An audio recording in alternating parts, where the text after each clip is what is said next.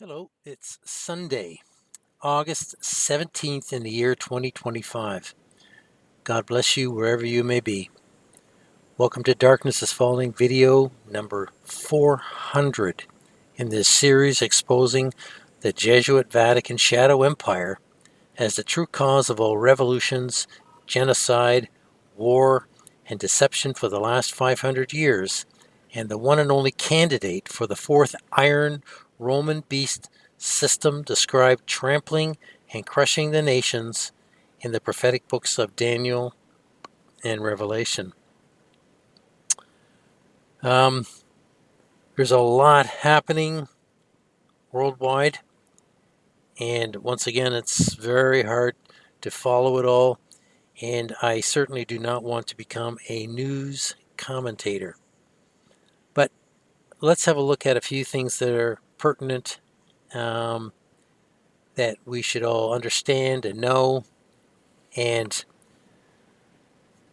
the first thing is the real reason that the UN is pushing for access to the internet with a digital ID is not because of child protection or speech hate or the subversion of science. So if you've been hearing something about this, please get that understanding correct.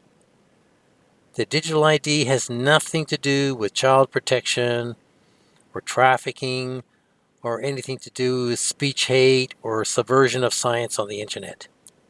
This is a total lie.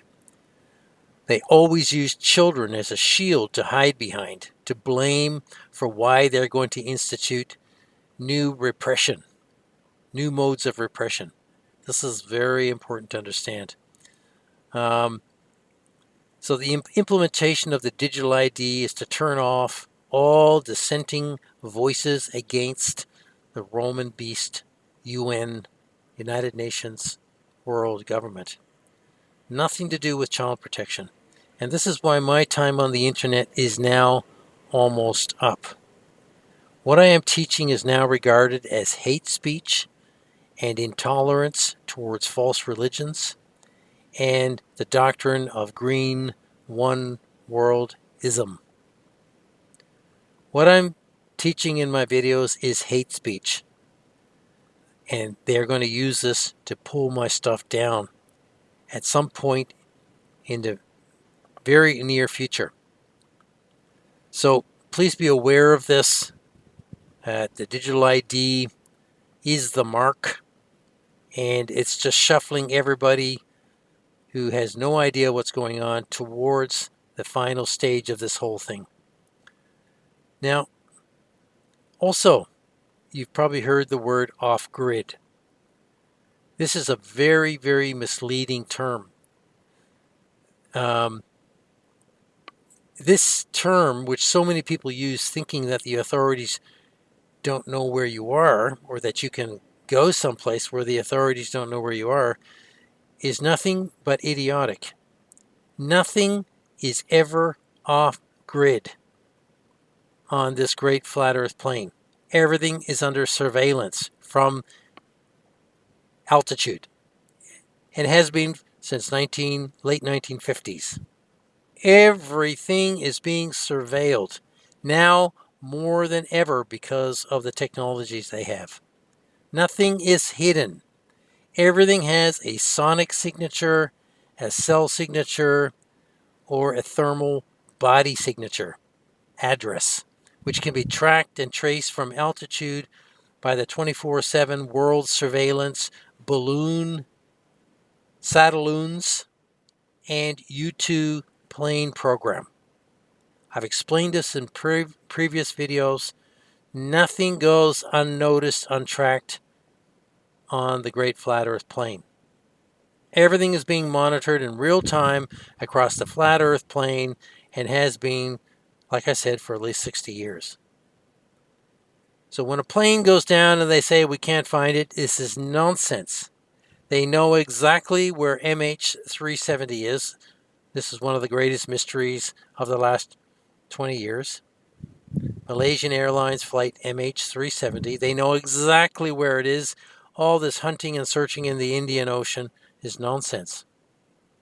It's done to keep us all wondering and keep us all thinking that there is some way that we are not seen, not heard, not surveilled. That's not true. I want to say this emphatically here so that all of you understand.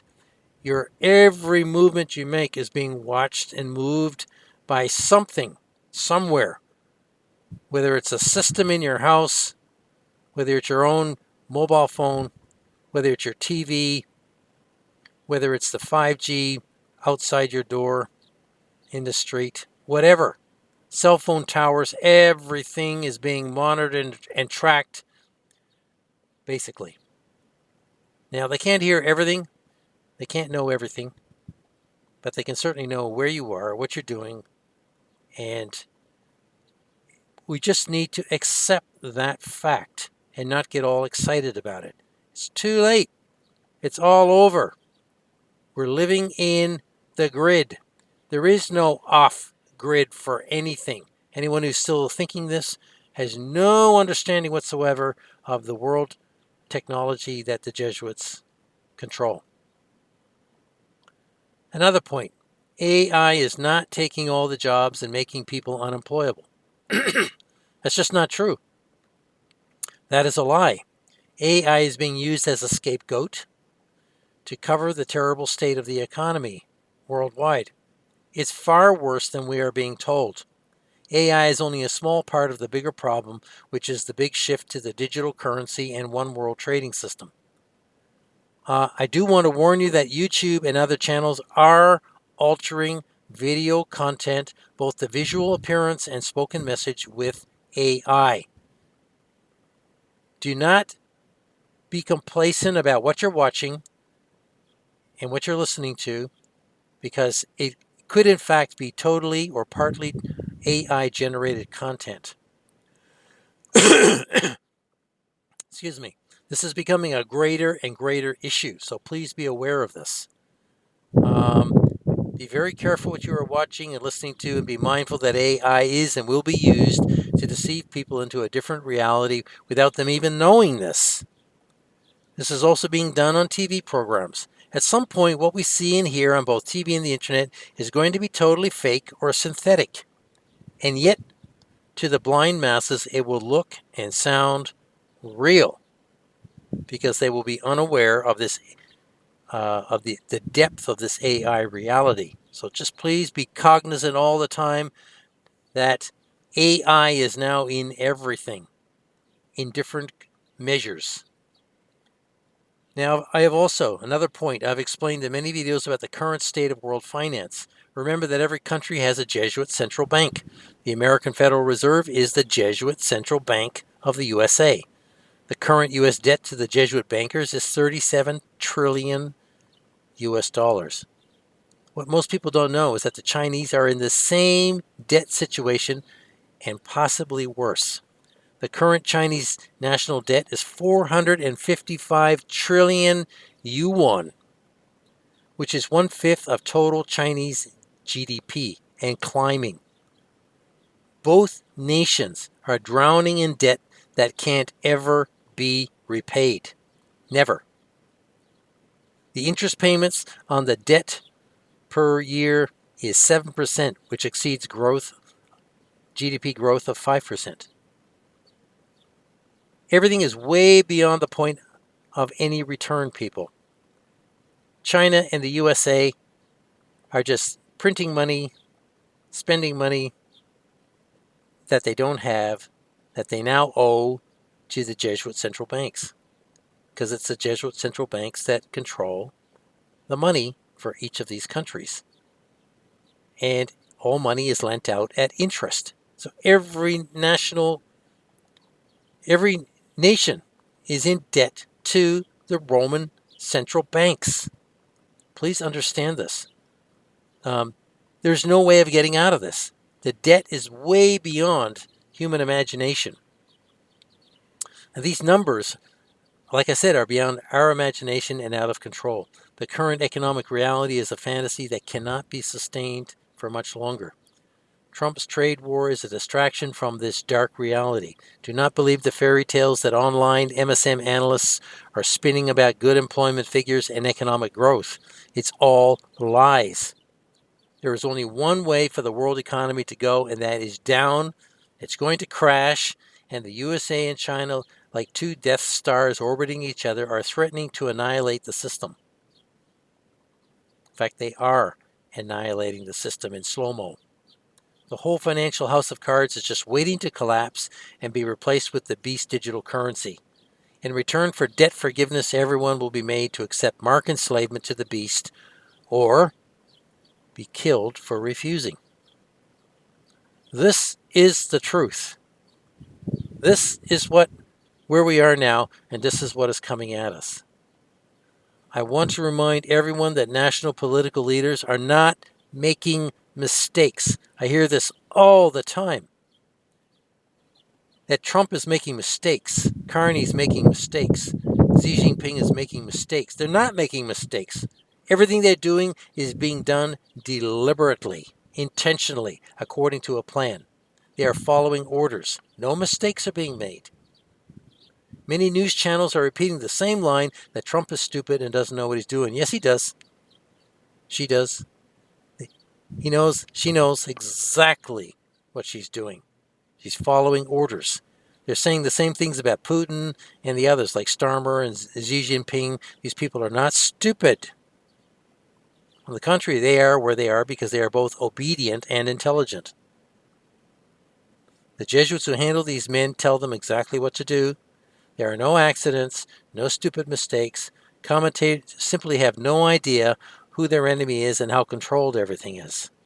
That's why they can say these idiotic statements like Donald Trump is stupid. No, he's not. The only men who made mistakes are the ones who were assassinated.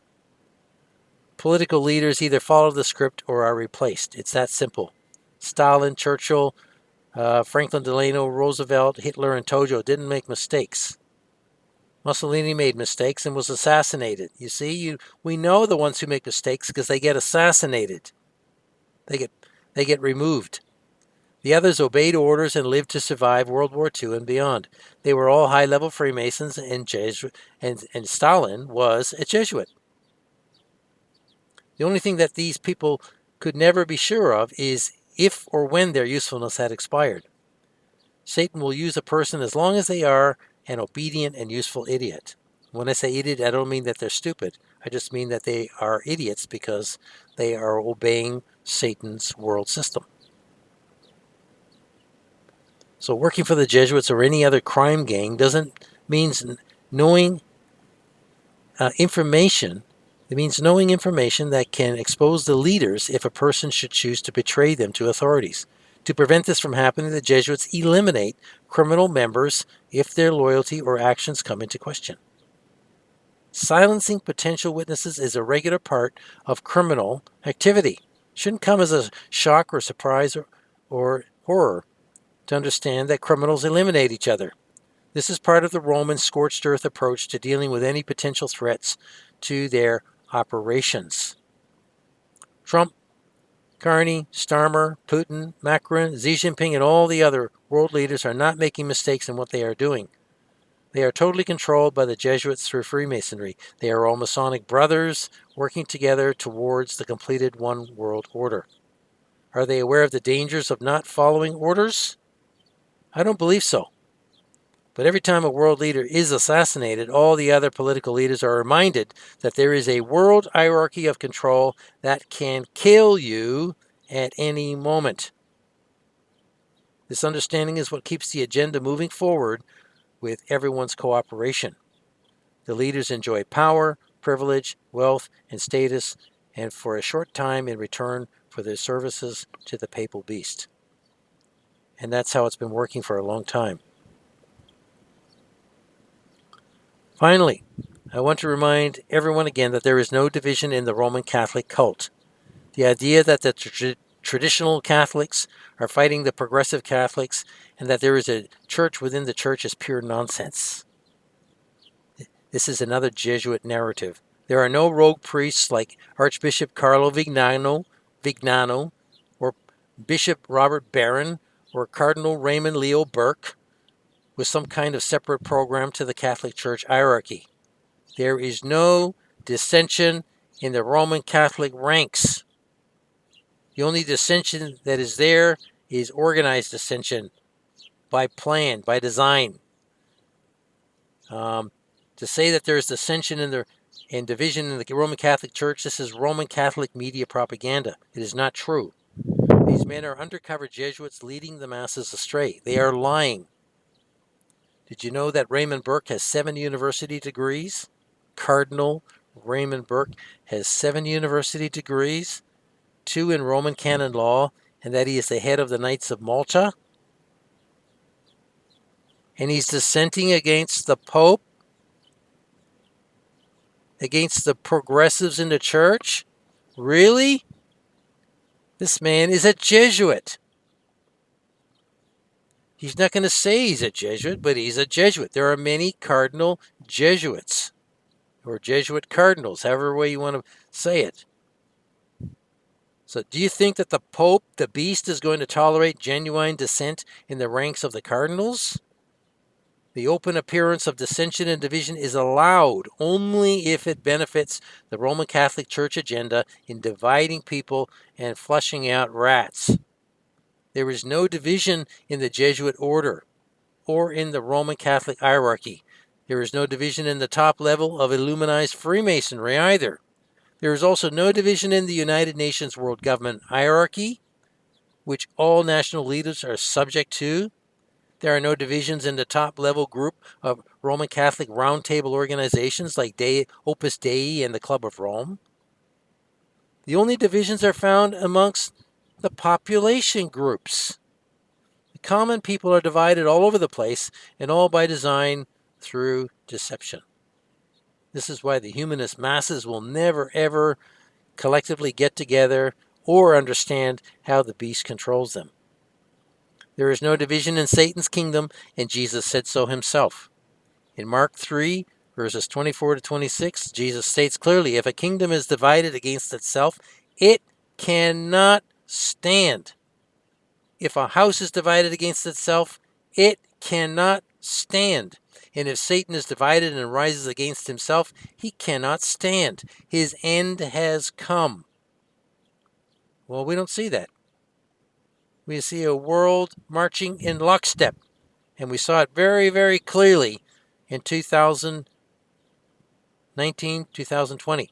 When the whole world was marching in lockstep. That's not possible if Satan is divided against himself. And his end is not yet come, people. Let me tell you here that Satan is not divided against himself. His Roman Catholic beast kingdom on this earth is highly organized and deadly efficient. It has to be. This is just common sense. If it was divided in any way, then what is happening right now worldwide could not be happening. We'd be in the middle of another Fifth World War. We've had a Fourth World War, the Cold War. We'd be in a Fifth World War where all the countries of the world would be fighting with each other over trade. Do we see that? No. They're all working together. Anyone posing any threat whatsoever is assassinated and disappeared from memory. That's how it works, and that's what history shows us. The uniformity of world events is points to a highly coordinated program with which everyone is cooperating.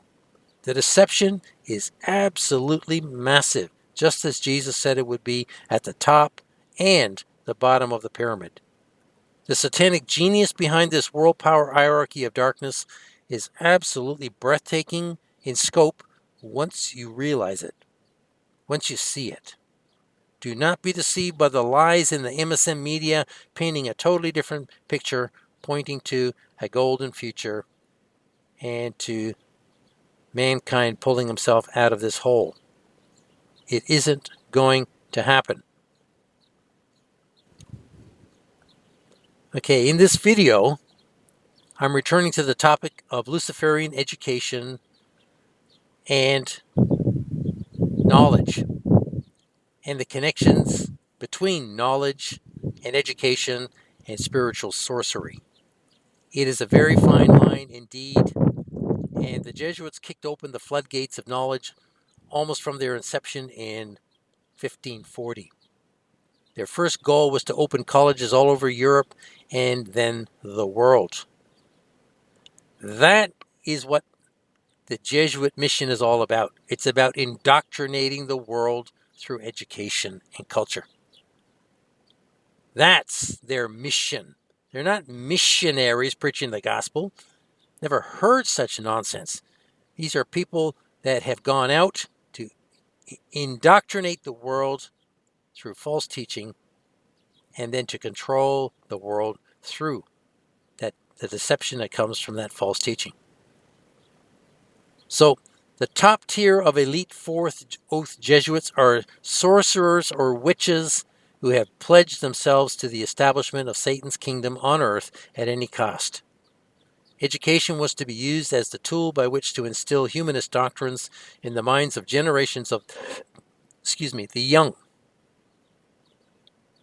And they've done that. The knowledge or doctrines come from demons, and the Jesuits are the top level mediums or channels for that knowledge.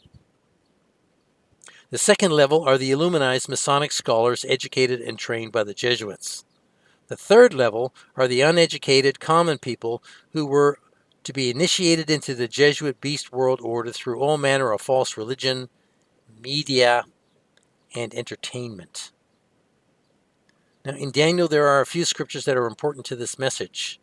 In Daniel chapter 12, verses 1 to 3, we read this. At that time, Michael, the great prince who stands watch over your people, will rise up. There will be a time of distress, the likes of which will not have occurred from the beginning of nations until that time. But at that time, your people, everyone whose name is found written in the book, will be delivered. And many who sleep in the dust of the earth will awake, some to everlasting life, but others to shame and everlasting contempt. Then the wise will shine like the brightness of the heavens, and those who lead many to righteousness will shine like the stars forever and ever. Now, this passage is talking about this time right now. Right now. This is it. This is the time of distress, the likes of which will not have occurred from the beginning of nations until now. This is it. Now, if you can't see that, I'm sorry. You're not looking hard enough. And you're not researching hard enough. We're in it right now. It's a time of distress for many people worldwide. Millions are in distress like never before. Now, Jesus is called Michael. That's what he's referred to here is in the Bible. This is Jesus. Michael is Jesus. He's about to rise up. This is coming soon. He is standing watch over his saints. That's you and me, if you're truly born again of the water and the Spirit. Isn't that reassuring? The time of distress never seen before in time is in progress and will get worse. Watch it. Every saint of God living holy and obedient and whose name is in the book of life will be delivered, the scripture says. Now, this isn't a promise to escape that tribulation. It is a promise that God will deliver us safely into his presence after death. Our souls will be delivered. That's what it means.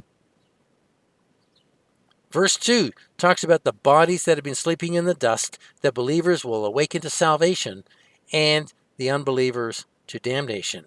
I believe this is the resurrection, refers to the resurrection of the wheat with the tares, and the first judgment at Jesus' return of all those who called themselves Christians. Now, verse 3 says, the wise will shine like the brightness of the heavens, and those who lead many to righteousness will shine like the stars forever and ever. Verses 2 and 3 are happening at the same time. What a glorious day that will be for all of you who have been diligently trying to lead people to righteousness over the years. I encourage you not to give up if you know people who are still unsaved and unmarked with COVID technologies. Don't give up. Keep praying. Keep sharing as you're able. Keep encouraging people. Keep showing them the truth of what's going on. Now, Daniel 12 and verse 4 states, "But you, Daniel, shut up these words and seal the book until the time of the end. Many will run to and fro, and knowledge will increase." This is one of my often quoted verses. And what do we see right now? People running all over the earth looking for a safe haven, looking for a better life, running away from difficulties. Hundreds of millions of them doing exactly as Daniel describes.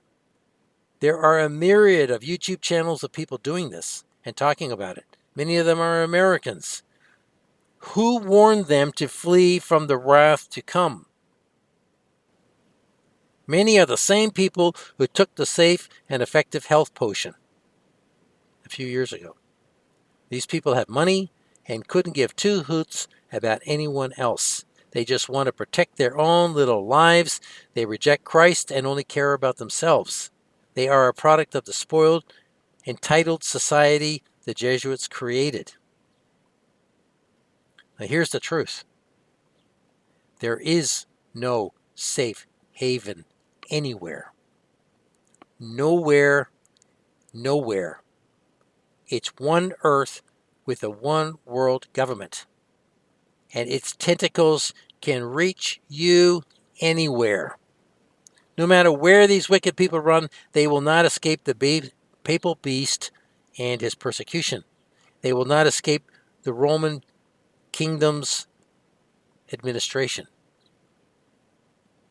They still have to go through airports, passport controls, IDs. They still have to register. They are followed everywhere they go. There is nowhere to run or hide. They will learn the hard way when it all catches up to them and they have no money left in their bank accounts. Finally, knowledge will increase. That's exactly what has been happening through the 20th century as all the different media publishers started churning out news and information 24/7. This is the reason for this message today. How did we get here, where we are drowning in information? We're even told that we live in the information age. Just in case you were uncertain about the truth of Daniel's prophecy and where we are located right now, let me tell you, we have been living in the information age. Since when? I don't know when it started, but I would put the beginning of the internet worldwide as a good place to start. And that's been for between 25 and 30 years now. So we have been in the information age where knowledge has exploded across all media, everywhere. There's never been such a mountain of publishing, online and hardcover periodicals. Never been such an explosion in all of world history. So, are we in the age where knowledge will increase? We're at the end of it. We've been living in it for much of our lives. And that's exactly what has been happening through the whole 20th century. And the Masonic businesses and all the media businesses exploded all over the earth. And this is the reason for this message, like I said. So how did this situation happen? How did knowledge increase? How did we get here where we are drowning in information overload? We're even told that we live in the information age, like I said. And so if you are still uncertain about where you are, let me tell you, once again, we're at the very end of the information age, where knowledge has exploded. Now, I've put together Another slide presentation explaining where the knowledge comes from and what it is being used for. This is important. This has not been happening serendipitously. There has been a powerful, shadowy hand behind this whole information enterprise. And it's all about knowledge, people. And most of it is false or deceptive. So I put together another slide presentation explaining how this has happened, where this is coming from, who's behind it, and I hope that makes things a little bit more clear. Let's have a look at that now.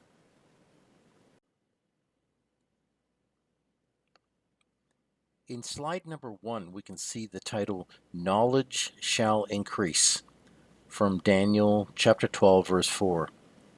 And then, Jesuit education opened Pandora's box. You can see the graphic illustration of a woman opening a box and releasing a horde of dark, demonic-looking entities. Nothing good is coming out of that box. The picture is a metaphor for the release of demonic teachings into the world and is borrowed from Greek mythology. This is exactly what happened when the Jesuits married occult spiritual practice with education and started learning starting in the 16th century.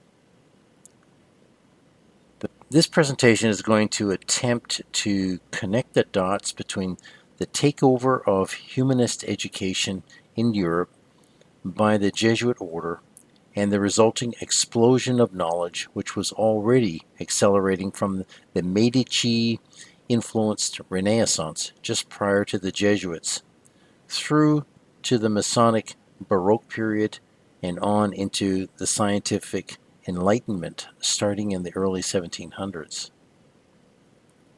So it's a gradual increase in knowledge. It's exponential from century to century, starting with the Jesuits and their foundation, and there's the setup of their colleges all throughout Europe. So it was discovery upon discovery upon discovery. Now, how was all that discovery and invention made possible? We will see that it was Jesuit occult spirituality, humanist teachings, doctrines of demons, and the Masonic Brotherhood of banking and business that made it all possible. The Jesuits created the modern age using the discoveries of generations of Luciferian illuminized students to wage war against mankind. Now at the bottom of the slide you can see my website, darknessisfalling.com. Please go there and use the resources while they remain available. There is coming a time soon when this website will disappear forever, as truth is continually being erased online. You will find all my videos there, which you can watch or download and record.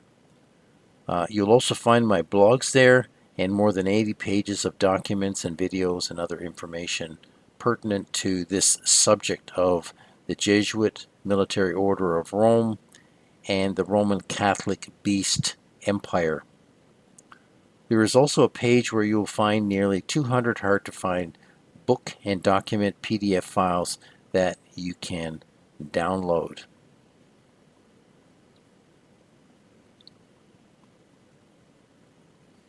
In slide number 2, we can see a picture of what Pythagoras may have looked like. Now, this man's early life is relatively unknown, but there are reports that he traveled extensively in the Mid and Far East, gathering together the esoteric teachings of the nations. He brought these back to Greece and then to Italy, where he established a library and taught these principles to a school of followers that he had established. And this was called the Mystery School, or a Mystery School. Now I'm starting here with Pythagoras because he is a keeper of the satanic mysteries, which he then relayed forward through his students into the nations. Now, then again, between 47 BC and 641 AD, we see the gradual dispersal of the vast collection of books from the great library in Alexandria in Egypt. Now, many of these books were copies of books that Pythagoras had also collected together more than 500 years earlier. So the assault against the library came first from Julius Caesar, then the Roman Catholic fanatics in 391 AD, and finally the Muslim invaders in 642 AD. So there's this fight over knowledge, books, documents, scrolls. They're being dispersed from one place to another over centuries. Now, by different agents. Now, Pythagoras did exactly what Cosimo Medici would do again in the mid-15th century when he collected books from all over the Middle East and established his library in Florence. And then, yet again, with the Jesuit order, who would relay these teachings not only in their schools, but also through the Masonic lodges, the Masonic system that they would set up. Now, the Jesuits would take control of the Medici library eventually. There are more than 50 miles of tunnels under the Vatican that contain the knowledge of the world. Wonder where all the ancient books, scrolls, and artifacts from the last 4,500 years disappeared to? Well, only the Jesuits have access to them. Now, the Roman Catholic cult for 1,000 years was gathering together knowledge, it was gathering together documents during the Dark Ages. It was gathering together whatever was coming to Rome was being confiscated over time and hidden away so that people could not piece together history correctly. Now, the teachings or ways of the nations are being relayed forward through the millennia by Satan's followers. First Pythagoras, and then the squirreling away of knowledge from Alexandria on a few different occasions over the next 1,000 years. And finally, the Jesuits would take full control over all this knowledge, and through the Medici Library and through all the documentation gathered by the Vatican. Now, the Bible expressly forbids us from learning the ways of the nations in Jeremiah chapter 10, verse 2. God forbids it. These occult, metaphysical, humanist teachings would later become foundational to the development of modern science in the scientific enlightenment period of the 1800s. The teaching most securely identified with Pythagoras is the transmigration of souls, or what was called metempsychosis. We would call it reincarnation today. And this doctrine holds that every soul is immortal and upon death enters into a new body. He may have also devised the doctrine of musica universalis, which holds that the planets move according to mathematical ratios and thus resonate to produce an inaudible symphony of music.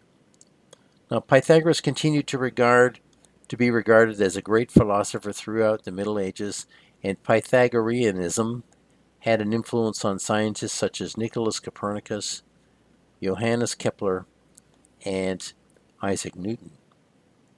Pythagorean thought greatly influenced many Greek philosophers who came after Pythagoras, and the Apostle Paul would have been very familiar with these occult teachings in his time in the first century. Now, these ideas would be carried forward from place to place across the Roman Empire and find their way into the European tribes over time. In many ways, Pythagoras is the poison well of ideas that would then go on to poison the minds and bodies of the nations. So, Does it start with Pythagoras? No, it goes way back to Babylon, and it goes way back to Nimrod, and then it goes back through to Noah's son Ham, and then it goes way back pre-flood to Cain and his world empire of the time before the flood. So you can see in the slide, Pythagoras of Samos, who lived between 570 and 495 BC, was an ancient Ionian Greek philosopher, polymath, and the eponymous founder of Pythagoreanism. His political and religious teachings were well known in Magna Graeca, or Magna Graecia, however you want to pronounce it, and influenced the philosophies of Plato, Aristotle, and through them, Western philosophy. Modern scholars disagree regarding Pythagoras' education and influences, but most agree that he traveled to Croton in southern Italy around 530 BC, where he founded a school in which initiates were allegedly sworn to secrecy and lived in a communal ascetic lifestyle. Now, 530 BC was prior to the Roman Empire. The Roman Empire at that time would have been only consisted of a number of tribes that were warring amongst each other in the northern part of Greece. I think the Greeks controlled a large section of the southern part of the Italian peninsula. So this is where Pythagoras set up a school in Croton. He also had a school on the island of Samos in Greece. Now, reading in the slide again, in antiquity, Pythagoras was credited with mathematical and scientific discoveries such as the Pythagorean theorem, Pythagorean tuning, the 5 regular solids, the theory of proportions, the sphericity of the Earth, the identity of the morning and evening stars as the planet Venus, and the division of the globe into 5 climatic zones. So as you can see here that Pythagoras, this teaching that the planets are spheres and that the Earth is a sphere, is rooted in satanic occult teachings originating in Pythagoras. So it's very, very important to start with this guy and be aware of who he was. In slide number 3, we can see 3 men who would become essentially the 3 pillars of modern philosophical thought: Homer, Plato, and Aristotle. Now, there were many other Greek thinkers who are also important to modern humanist philosophy and teaching. But these 3 men set the foundations for modern humanist education. The Jesuits championed and continue to champion classical Greek and Roman education in their Ratio Studium curriculum, school curriculum. It is Humanism 101 and treated as gospel truth. Homer the poet, Plato the transcendentalist, and Aristotle the naturalist. Now, if you don't know anything about these 3 gentlemen, then it would do you good to just do a little bit of study about their basic thinking, the premise of their thinking, and how influential they were. Their thinking was to succeeding generations over the centuries.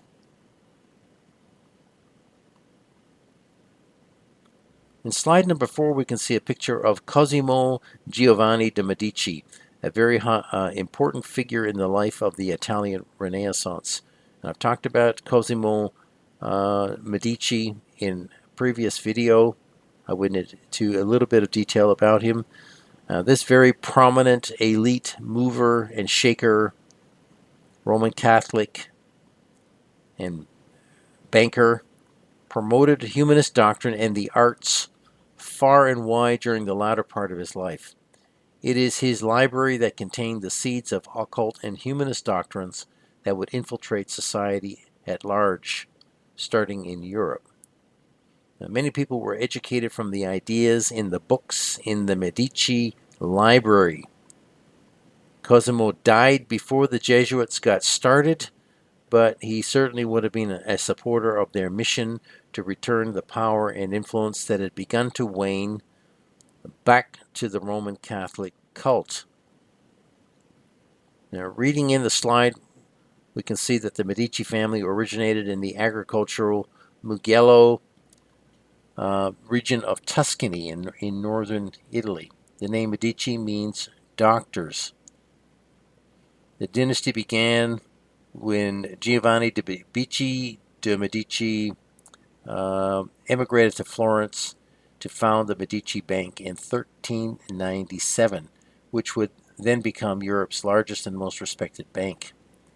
Now, using his success in banking, he turned to new lines of commerce, trading spices, silk, and fruit. At his death, the Medicis were one of the wealthiest families in Europe.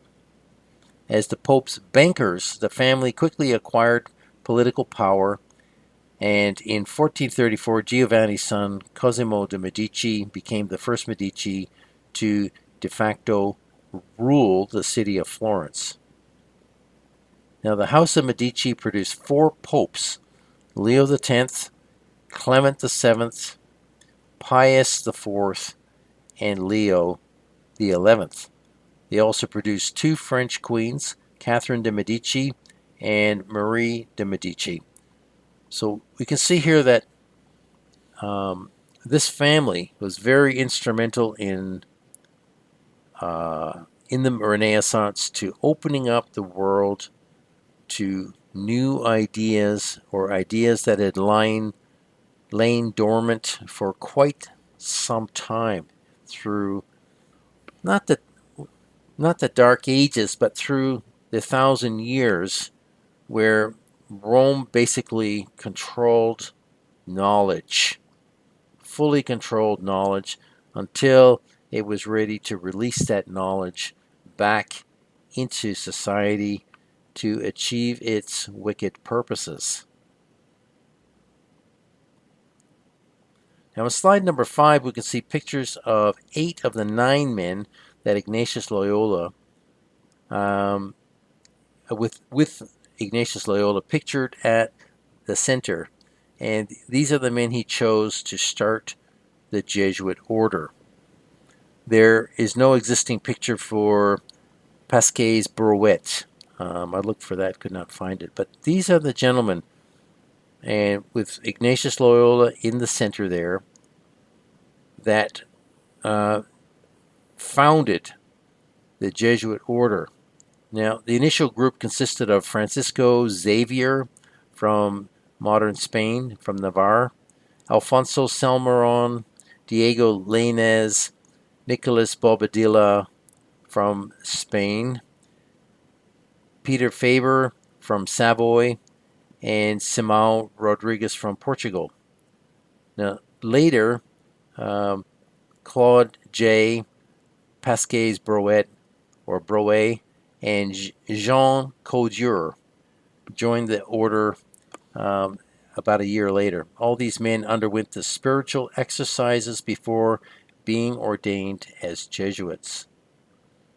Now, from the Jesuit website, jesuitscentralsouthern.org, we can read this, and I quote, 5 years earlier, on the Feast of the Assumption, August 15, 1534, 7 of the 10 founding members, Ignatius of Loyola, Peter Faber, Francis Xavier, Simão Rodrigues, Diego Lainez, Alfonso Salmeron, and Nicolas Bobadilla had gathered in a little chapel in Montmartre, a district of Paris, to pronounce their private vows of poverty and celibacy, as well as their resolve to spend the rest of their lives in Jerusalem to save souls together. By the end of the same year, all 6 had made the spiritual exercises under Ignatius' direction. A year later, Faber gave the exercises to 3 new students, Claude J., Pasquet's Brouet, or Brouet, and Jean Codure, eventually recruiting them to join the group of companions. So this is the group that started all the wickedness in the world. And it helps to put faces to names and names to faces so that we can see how far back this really started with this seemingly innocuous group of men who would then go on to create a monster that now controls the world. Now, by the middle of 1537, a few years later, all 10 companions had arrived in Venice from Paris, hoping to sail to the Holy Land in pursuit of their dream. After years of studying together, upon their arrival in Venice for the first time, Ignatius proudly referred to these companions of his as friends in the Lord, all masters of arts and well versed in theology. All were ordained priests except for Salmeron, who was still too young. So you can see they're all masters of arts, and they were all trained theologians. These guys were the cream of the crop in their day as far as intelligence goes. And this is what the Jesuits do. They only pick the brightest and most intelligent minds of their generation to carry out the duties of the Jesuit order. So their mind control to the spiritual exercises that Ignatius Loyola got from demons, and then with their knowledge and their intelligence, they go out to take the world for the Roman Catholic Pope. And they've been working, slaving, and dying for this one goal for nearly 500 years now. Very important to understand this, that while you and I were being born and living, these men were at work behind the scenes, controlling all world systems. And they do today control all world systems. They are a military order. They are not a clerical priestly order, as the websites falsely claim. They were established a military order by the Pope. And they are a military. And all world militaries are based on the Jesuit order and their systems of mind control and discipline. Now, these men were the foundation for the most vile organization the world would ever know, the Jesuit Military Order of Rome, as I've said, and these are the illuminized doors through which Satan would pour his demonic revelations and teachings. Doors. These people were doors. They opened the door through their spiritual practices and through their behavior, through their mission, through their goal. They have opened up the door, the portals to satanic influence. This is how it's done. Demons talk to people who are open, who have opened themselves spiritually to hear what they have to say. And this is where doctrines of demons come from. They come through opening up the door into the satanic realm, into the spiritual realm. And the Jesuits are masters of doing this. And this 500 years of this cooperation with Satan and his demons has produced a world shrouded totally in darkness. In slide number 6, we can see 5 different points detailing a demonic power that possessed Ignatius Loyola. This power is praised by the Catholic cult as coming from God, but it is clear that it is of Satan. His visions have absolutely nothing to do with truth in scriptures, and this is how we know that it is satanic. Now, reading in the slide, we can see that I've just got sketchy details here. You can investigate this more on your own. But very early in the piece, that Ignatius Loyola, while recovering from a battle wound in a hospital, Ignatius had repeatedly visions of a luminous serpent-like form with shimmering eye-like points. And initially he found this vision comforting, but later interpreted as a diabolical vision or a diabolical illusion. Well, I can tell you that the serpent, Satan, appeared to Ignatius Loyola on more than one occasion, many times. And this demon gave Ignatius Loyola the spiritual exercises, this understanding. Because the spiritual exercises, at the basis of the spiritual exercises is the concept of mind control. And this is where it starts in the modern age. Now, there's Ignatius Loyola had a vision at La Storta in 1537 near Rome. He had a vision of God the Father and Jesus Christ, the latter carrying a cross. And in this vision, Jesus assured him of divine favor in Rome, leading Ignatius to believe he would be martyred there. Well, he wasn't martyred there, so that was false. Also, this definitely wasn't Jesus talking to him, because God has nothing to do with the Roman Catholic cult.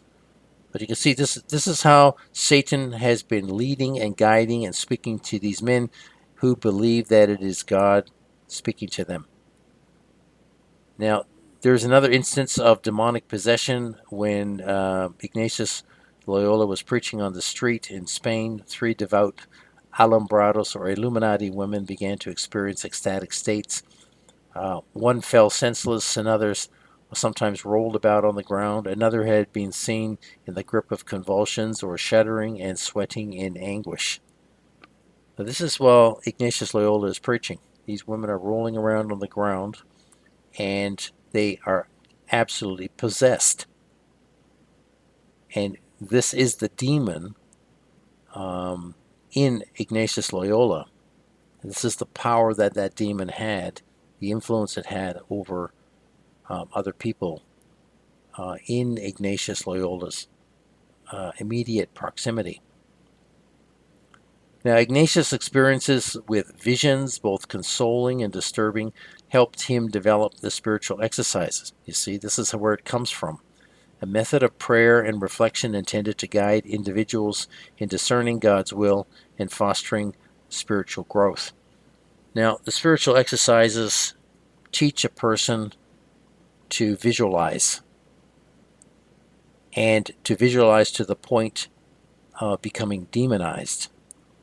Visualization is a gift that all people have.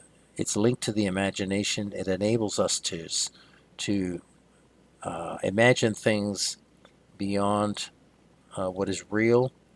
But if you practice visualization continuously, using the spiritual exercises, using this pattern over a period of a month, you will become demonized. And this is the basis of CIA mind control, modern methods of mind control. They're trying to manipulate the brain, compartmentalize the brain, implant memories that are not immediately remembered by the person, to control them and to use them without their knowing or without their understanding. And the spiritual exercises is the foundation of modern MK Ultra mind control. So at the bottom of the slide there, it says Loyola described the vision of the Trinity as 3 keys on a keyboard. A vision of God creating the world, regular visions of the humanity of Christ, and visions of Our Lady. And reality transfigured in a way that illuminated his understanding about the nature of God, self, and reality. So you can see that Ignatius Loyola was a mystic and a sorcerer. He was regularly conjuring up demonic manifestations and seeking in the wrong place using methodologies that God does not permit to us. And of course, the end result is a satanic organization that rules the world, exactly in line with prophecy in Daniel and Revelation tell us is going to happen. In slide number 7, we can see an overview of what Loyola's spiritual exercises consisted of. Now, the Jesuit website IgnatianSpirituality.com states this, and I quote, "The spiritual exercises are a compilation of meditations, prayers, and contemplative practices developed by St. Ignatius Loyola to help people deepen their relationship with God." Well, it doesn't deepen your relationship with God because it's unbiblical to practice this. That article states, for centuries the exercises were most commonly given as a long retreat of about 30 days in solitude and silence. In recent years, there has been a renewed emphasis on the spiritual exercises as a program for lay people.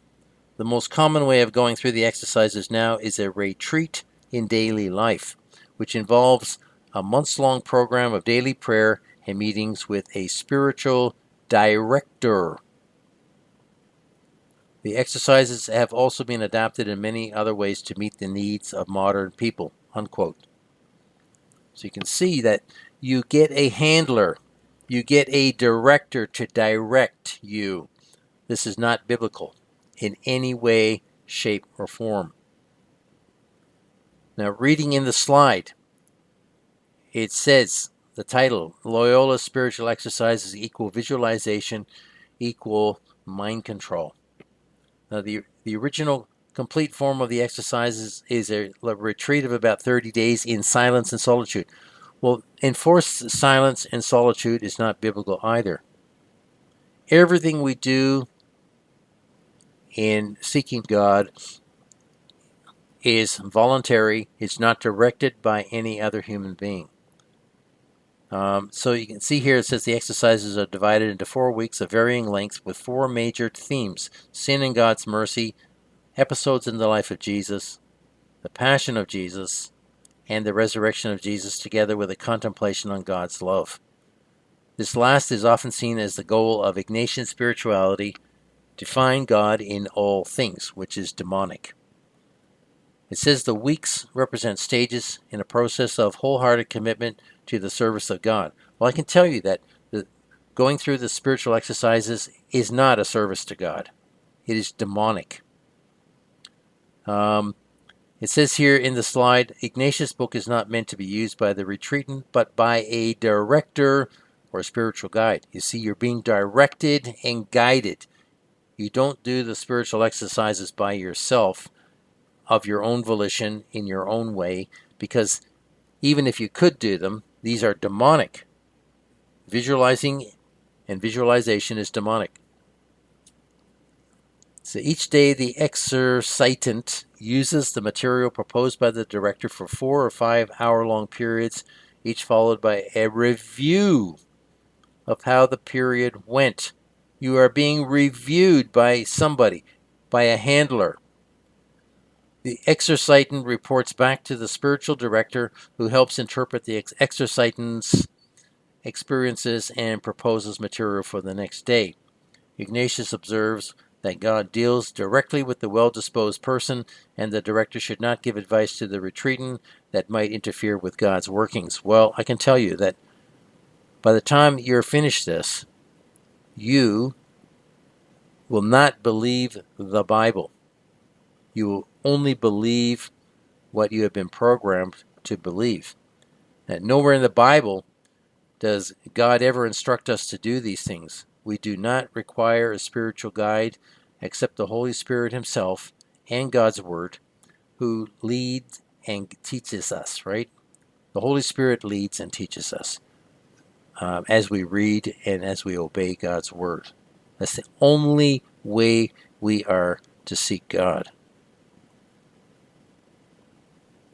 So this rigid system of mental visualization exercises is demonic, not to be practiced, not to be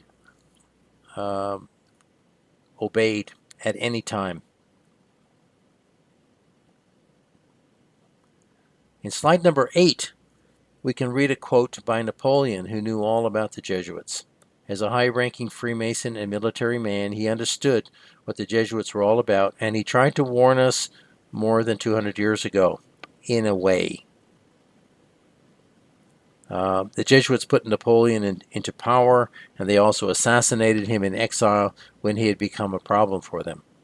Napoleon grew up in Corsica, which was a Jesuit stronghold. It was the Jesuits who organized his military education in France. They recognized a brilliant mind and a useful puppet, and they used him. Now, I've done a whole video on Napoleon Bonaparte a long time ago. It's in the first 50 videos that I ever did, and it'll be worthwhile going back there and listening to the information in that video about Napoleon Bonaparte and how he was a puppet of the Jesuit order. Now, the reason that I'm touching on these different aspects is because they all revolve around Ignatian or Jesuit spirituality, occult learning,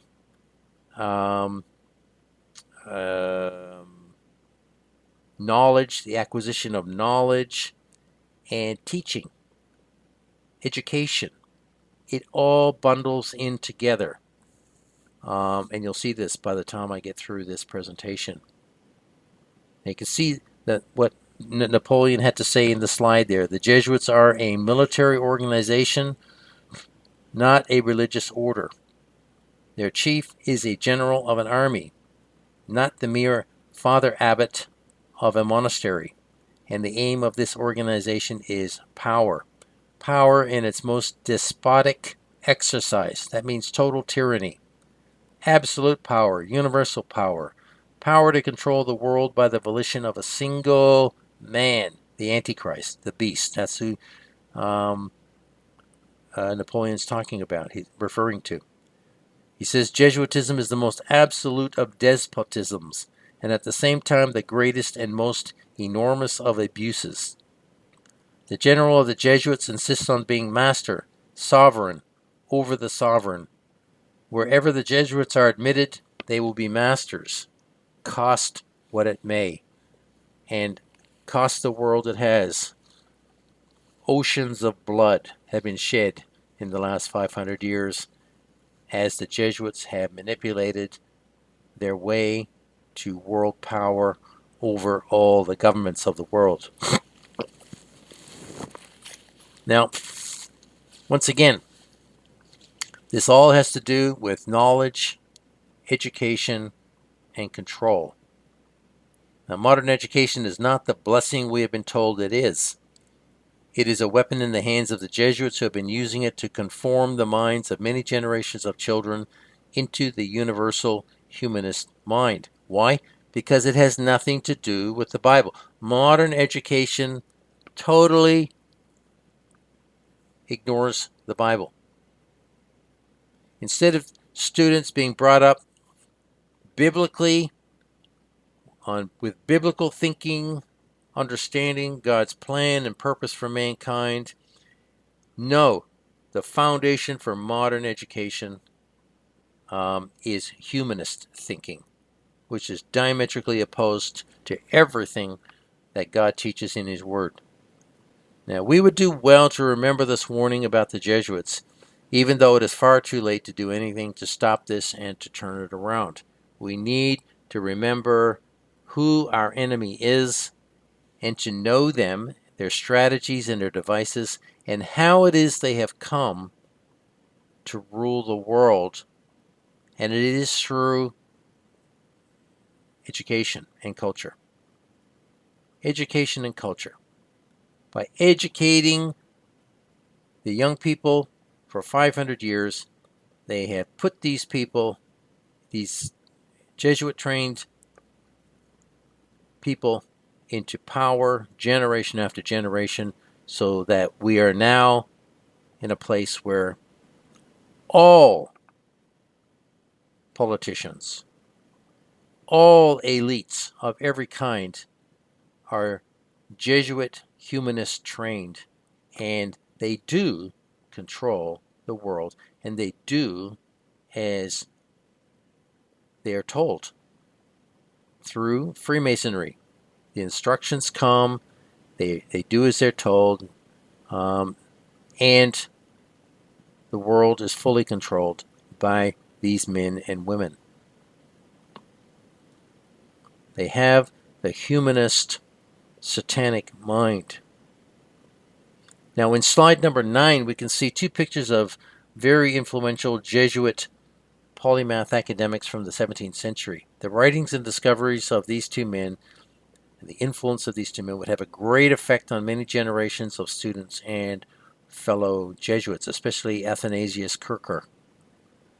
Now, a few dozen Jesuits of this caliber would lead the charge in education and discovery, but within a few hundred years, much of the heavy lifting and academic achievement and invention would pass to the Jesuit-trained Masonic academics during the period of the scientific enlightenment. Remember that all these men were trained through Roman Catholic Jesuit colleges and universities in Europe. All of them. They all went through these educational institutions. They all had the humanist mind. They were all open doors to receive ideas from demons in different areas of study that they were involved in, different areas of interest for these different people, which would then result in many, many different fields of knowledge exploding through the centuries and really taking off in the 18th century. So these two people here, these two men, are very important, along with the original nine Jesuits, who are all very educated people. These are the people that opened up the doors and got the ball rolling from the 16th century to where we are today, with universities all over the world teaching Jesuit humanist, Roman Catholic scientism.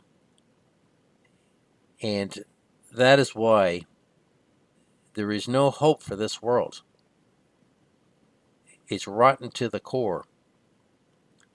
Now in slide number 10, we can see some facts about the Jesuit Ratio Studiorum education curriculum taught in their colleges. The final quotation is from pages 3 to 4 of the book titled Loyola and the Educational System of the Jesuits, written by Thomas Hughes, Jesuit, and published in 1892. And you can find that book online and read it yourself. Loyola and the Educational System of the Jesuits, written and published by the Jesuits. So this is not hidden. This is not something that is secret. This is open, and it was published in 1892, a long, long time ago. No reason for people not to know about this. It's just that it's been hidden. See, reading in the slide, the Jesuit Ratio Studiorum was finalized and officially published in 1599. And if you look at that number, that's a 666. That's a 5 plus 1 equals 6, and then 2 9s are just 6's inverted. So 1599 equals 666. And that's when Jesuit education was really founded and took off. And based on their systematic Ratio Studiorum curriculum. It relied on the classical subjects, theology, philosophy, Latin, and Greek, and did not contain any provisions for elementary education. The document was revised again in 1832, still built upon the classical subjects but giving more attention to the study of native languages of the students, history, geography, mathematics, and the natural sciences. Now remember that all these subjects were created by the Jesuits. The material was written according to revised histories. Revised histories. Not true histories. They wrote it the way they wanted people to learn it. And this is the problem. This is why it's taken me 10 years to unpack, to go digging and finding all the bits and pieces that fit together to create at least a semblance of a real history. Not the false history that's in the Jesuit history textbooks that all students are learning from. And if you do this, you'll have generations of children learning false history. And that history totally erases the influence of the Roman Catholic cult for nearly 2,000 years. People don't see it because it's not there. It's not written into the history that the Roman Catholic Church was behind all this history.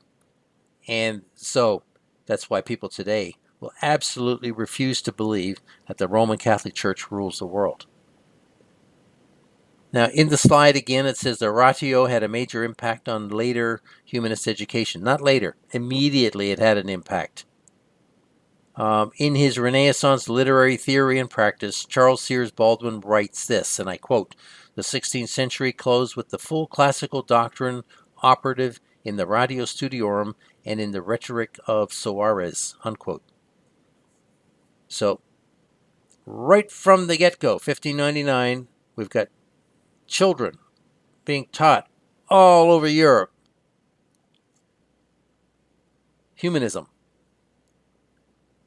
and occult principles, Roman Catholic teachings. And these people would grow up, they then take over the reins of government and important positions in society. And it has not changed. It is now that way everywhere, worldwide. Now, it says in the slide there, 2 centuries and a half later, in the 1790, when the Society of Jesus had run a long course from the date of the Reformation, which had seen it rise up to the eve of the Revolution, talking about in France here, which beheld it extinct because the Jesuit order had been dissolved by the Pope in 1773, if you'll remember. So it's talking, this quote here is talking about it becoming extinct.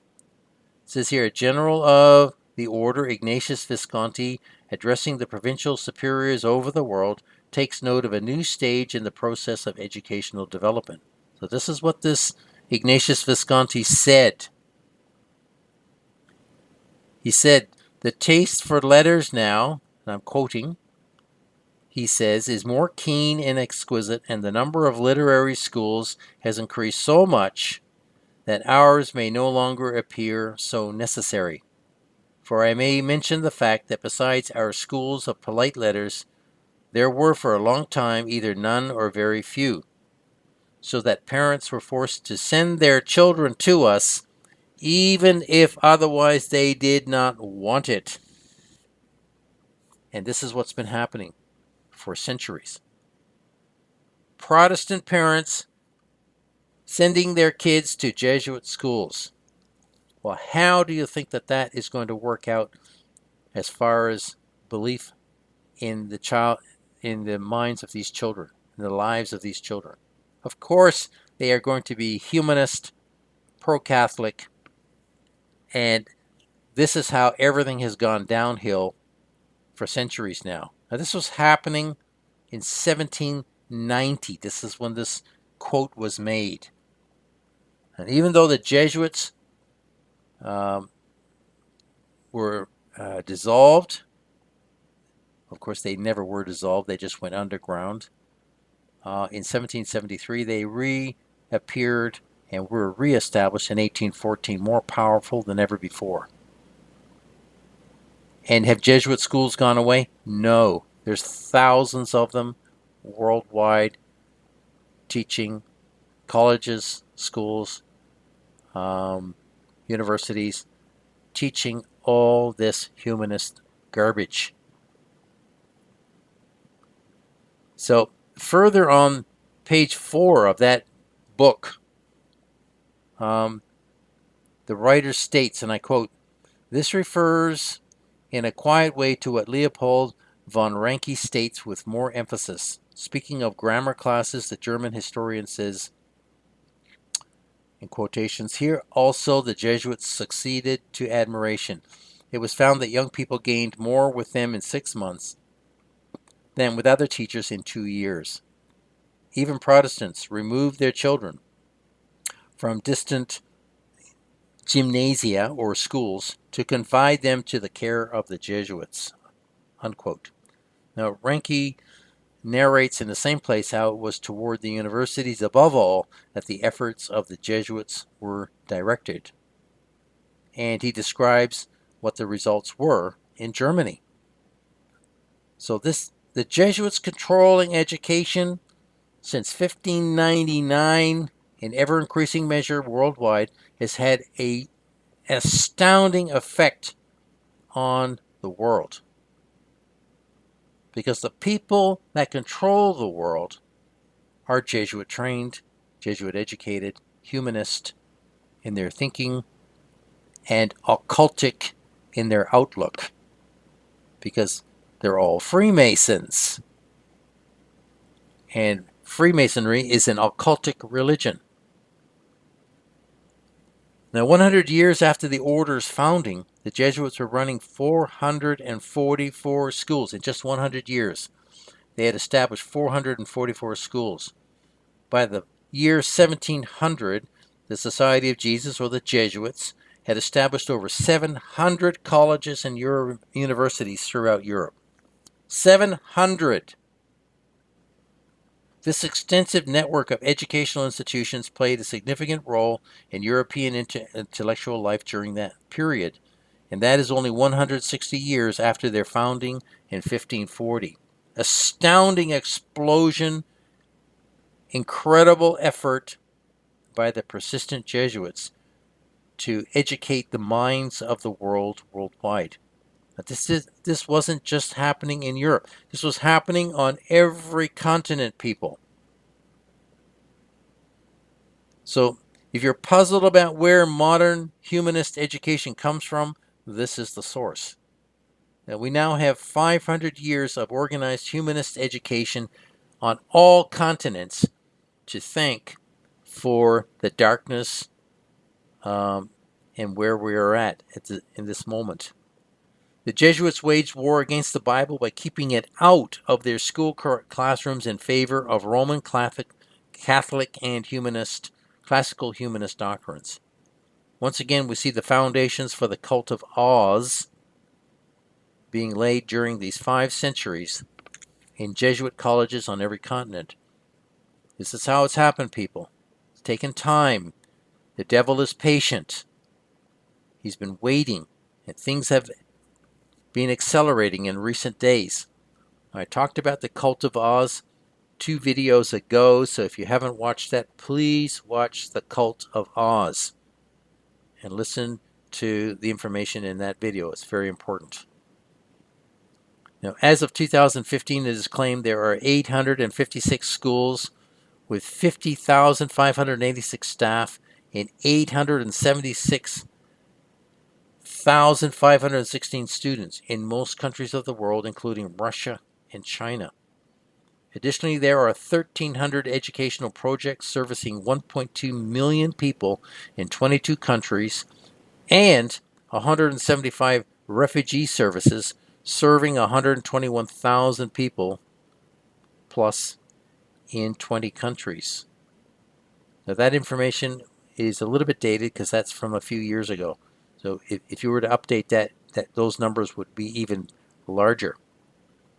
Now, this is a staggering total of 2,331 Jesuit schools and missions worldwide, with a powerful arc of influence on all world cultures, and all done under the false Jesuit banner of social justice.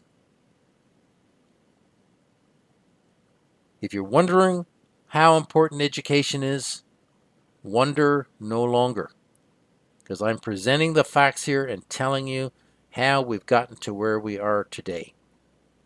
The Bible has been totally removed for hundreds of years from education, and this is why we are where we are. In slide number 11, we can see the introduction to the original 1599 Ratio Studiorum, devised by the Jesuits on the left in the slide, and on the right, an apologetic of the Ratio Studiorum titled Loyola and the Educational System of the Jesuits, written and published by Thomas Hughes, S.J., Society of Jesus, Jesuit, in 1892. So I'm referring to the book that I talked about a few slides back, and I've got them reverse. I've got left and right reverse. So you can see that on the right hand side, you can see the cover of the book, Loyola and the Educational System of the Jesuits, by the Reverend Thomas Hughes, S.J., Jesuit, published 1892. Now, you can see in the first page, you can see on the left-hand side of the slide, there's a preface there from the book, which explains the reason for the book, right? So the Ratio Studiorum is 149 pages long, giving detailed instructions to all levels of Jesuits on all matters pertaining to teaching and class order. In section 4 and 5 of the introduction, we can read this quote from The Art of Teaching by Gilbert Hyatt, published in 1955. He states this, and I quote, "The success of Jesuit education is proved by its graduates. It produced first a long list of wise and learned Jesuit preachers, writers, philosophers, and scientists. Yet it had bred nothing but Jesuits. If it had bred nothing but Jesuits, it would be less important. Its value is that it proved the worth of its principles by developing a large number of widely different men and women of vast talent. Corneille the tragedian, Descartes the philosopher and mathematician, Bossuet and Bourdaloue the orators, Molière the comedian, D'Urfé the romantic novelist, Montesquieu the political philosopher, Voltaire the philosopher and critic, who, although he is regarded by the Jesuits as a bad pupil, is still not an unworthy representative of their ability to train gifted minds." Now, this comes from The Art of Teaching, published in New York in 1955. Now, this is somebody else from the outside, and possibly a Roman Catholic, commenting favorably about Jesuit education and training. Now, those people that he quoted, those names go back to the 17th, 18th centuries. So that's a little bit dated. And Hyatt could have extended his list of noted Jesuit alumni by including Goldoni, the creator of modern Italian comedy, Torquato Tasso, the Italian poet and author of Jerusalem Delivered, Calderon de la Barca, the Spanish dramatist and poet, and many, army of humanists, Jesuit-trained humanists, academics, and scholars. Father Poré, a longtime professor of rhetoric at Louis Le Grand in Paris, lived to see 19 of his former pupils inducted into the French Academy. And that's how you know that you're on the wrong track, when you've been inducted into any kind of academy or Hall of Fame, anything like that. If you've been inducted into that, you are lost. So the emphasis is always directed at education as a means of success in the world. Today, And for the last 100 years, people have been scrambling up the ladder of education to succeed in the world. That no longer applies. We'll be talking about that soon. So that emphasis on education is still here today, although it's greatly diminished now, because people are realizing, young people are now realizing that the university degrees are worthless and that the joke is on them. And having flooded the market with graduates for more than 50 years, technology and an artificially modified world economy have now locked these graduates out of any kind of gainful employment. And of course, AI is going to put the last hammer blow on employment, because soon most of these people who are university educated will be unemployed and unable to work because there will be no jobs. Now, the Jesuits are having the last laugh at an educated population, and I would say an overeducated population, who are deeply in debt from school fees, but now can't even get a job to make a living to repay the debt from that education once having graduated. This is happening all over the world, people.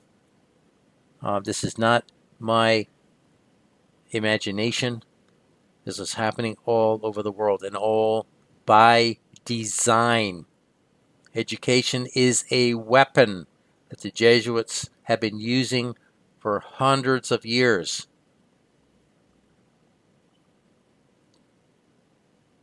In slide number 12, we can see an outline of why debating and arguing is not biblical. Now you can see I'm jumping around from point to point. I'm talking about the Jesuits. I'm talking about education. I'm talking about knowledge. I'm talking about educated people. I'm talking about different types of principles. It all ties together in this presentation, and it relates to education and the acquisition of knowledge and where that has led us to. So, in my blog titled The Jesuit Trojan Horse Infiltration of World Education, posted in May of 2018 on my website, darknessisfalling.com, I wrote this about the Jesuit art of learning against learning. Very important to understand this learning against learning. And I quote, "The Jesuits developed a diabolical method of teaching called learning against learning, which brings everything into question, using relative thinking to produce circular arguments. Education is taken down to the lowest common denominator, or LCD, where mediocrity is infused into children instead of a striving for excellence. The student is taught to question and doubt the validity or possibility of any absolute principles. Everything is called into question, and truth becomes relative to any situation where there are no fixed answers. The result is fruitless arguments and debates based on opinions, based on unsubstantiated assumptions and theories, ending in disillusionment, anger, and despair." And this reprobate mental condition, exhibited widely today by a brainwashed, dumbed-down, snowflake, spoiled generation, is prophesied in 2 Timothy 3, verses 7 to 8, where Paul says, "Ever learning and never able to come to the knowledge of the truth. Now as Jannes and Jambres withstood Moses, so do these also resist the truth. Men of corrupt minds, reprobate concerning the faith."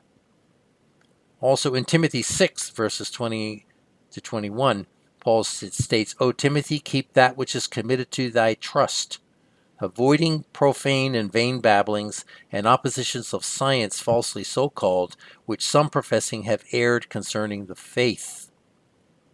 So here we're talking about a way of learning, a form of education that questions everything and totally rejects absolutes, which is absolute nonsense. But that's where we are today. Nobody accepts absolutes. Everything is relative to whatever people want to think, and everything is subjective.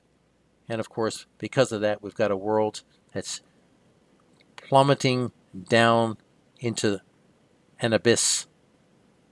Without a solid biblical foundation of absolute principles, there is no possibility of ever establishing truth. None whatsoever. The Christian claim that there are foundational universal principles upon which the earth creation is founded is mocked and thrown out by these people. This learning against learning method effectively destroys any hope or faith the student has in spiritual truth, as everything is reduced to materiality and life in the here and now. God the Creator or the first cause is kicked out, and evolution or magic is ushered in and taught as science truth, which is in reality just another belief system or religion, founded on theories, not empirical evidence. So learning against learning is the prime cause for the dramatic increase in atheistic hedonism, apathy, and aggression among the youth of the world. With the increase in atheism comes ungodly lifestyles and behaviors that are already impacting and eroding civilized societies everywhere. No absolutes means no boundaries or limits, because humans are just animals without a soul and not subject to a God who hates sin and will judge every act one day in the future. So, learning against learning removes God and his absolutes from the human equation, replacing it with empty religion, and opens up the door to every immoral act, because there is no fear of eternal retribution or punishment. And this is a deadly illusion, because no one will escape the judgment of God. No one. Now you can see in the slide, reading, says God's word forbids debates and arguments. God's people are not to engage in this behavior. Truth does not need to be debated. We, you, I, they, we take it or we leave it. It's as simple as that. Once the truth is presented, people accept it. They take it or they leave it. Titus 3:9 says, but avoid foolish questions and genealogies and contentions, that's arguments, and strivings about the law or anything else, for they are unprofitable and vain. 2 Timothy 2:23, and refuse foolish and ignorant speculations, knowing they breed quarrels. And speculations is relative thinking. They speculate about what they think is truth, right? And that's the mindset of most of the people living today. Reading again in the slide, the Jesuit education system fosters an adversarial culture of winning debates. When all positions are equal or good, there is no right or wrong. The authority of Bible scripture is rejected. Relative truth is promoted in its place. School debating contests teach students to think against the system, fomenting rebellion and anti-establishment attitudes and behavior, and biblical principles are ignored. Christian apologetics seminars incorrectly teaches people to prove what God tells us must be accepted by faith. This activity usurps the place of Bible teaching. Often the Bible isn't even used, just clever philosophical reasoning. So is Christian apologetics good? I don't believe so. But you'll have to make up your own mind about it. I don't see it as being teaching. I see it as being another clever form of debating or arguing or philosophical reasoning. And we're not told to do that. We're just told to preach the gospel, teach God's word, and leave it with people, and they can make up their own mind about it. At the bottom of the slide, TV and social media talk show forums promote debate and discussion without the use of God's word. Everyone's viewpoint is potentially right. No absolutes. This has been going on forever, people. On TV, in movies, Christian apologetic seminars, school debating contests. This is the Jesuit education modus operandi that teaches people to debate and to argue instead of listening to truth, objective truth, and accepting it by faith. Now, in slide number 13, we can see an 8-point process by which knowledge is disseminated by the Jesuits into society everywhere by way of writing, teaching, and publishing from generation to generation. In looking in the slide, we can see this. The strategy is to use occult knowledge and ritual to open doors into the spiritual realm.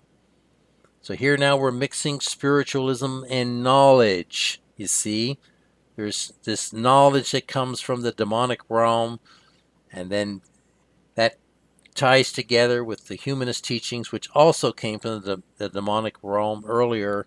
It all mixes together to become what today is falsely called knowledge. And number one, commune with demons using satanic rituals like visualization and divination, and then acquire more knowledge. Number two, apply the new knowledge to practical applications and create breakthroughs in the world. Number three, announce the new knowledge to the science and humanity journals so that people can learn about this new knowledge. Number four, publish the knowledge in books through Masonic publishers. Number five, teach the new knowledge in Jesuit schools, universities, and colleges. Number six, second and third generation Masonic graduates apply the knowledge or dogma to create new knowledge again. And then seven, new satanic inspiration and revelation through New Age witchcraft rituals like visualization and divination. So visualization and divination add to previous knowledge principles. And number eight, finally, begin a new cycle of knowledge application, teaching, and publishing. And this is like a snake eating its tail. It goes round and round and round. Get new information from demons, announce it, publish it, add to it. It just goes round and round in circles, and it's all created by, fostered by, continued by Freemasonry. Freemasonry. You can see in slide number 14, two pictures with the Masonic square and compass and the acronym GAOTU or GOTU in both, which stands for Great Architect of the Universe. GAOTU. Now the all-seeing eye is also in the top right corner of the picture on the left. All knowledge emanates from the eye of God for the Freemasons. From the G contained within the diamond-shaped portal of the square and compass, G can stand for God, for Jesu, for great, for goat, or G-spot, or for just about anything else you care to apply it to. We will never be told what it really stands for, but we can be sure that it is devilish. So you can see the title of the slide, Satan's Masonic Doors Create Science and the Humanities.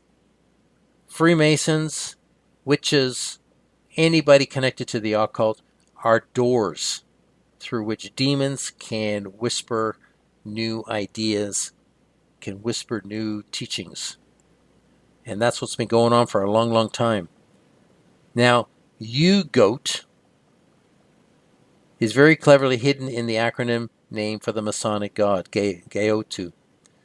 Freemasonry is just socially sanctioned and organized Satanism. Anyone who joins is subjecting themselves to a curse, placing themselves under a curse and spiritual bondage. The satanic door will open in their lives as they go deeper up the ladder to Masonic enlightenment. So U-GOAT, and of course that links with the Baphomet, which is the goat-headed creature. So you can see it's all linked together.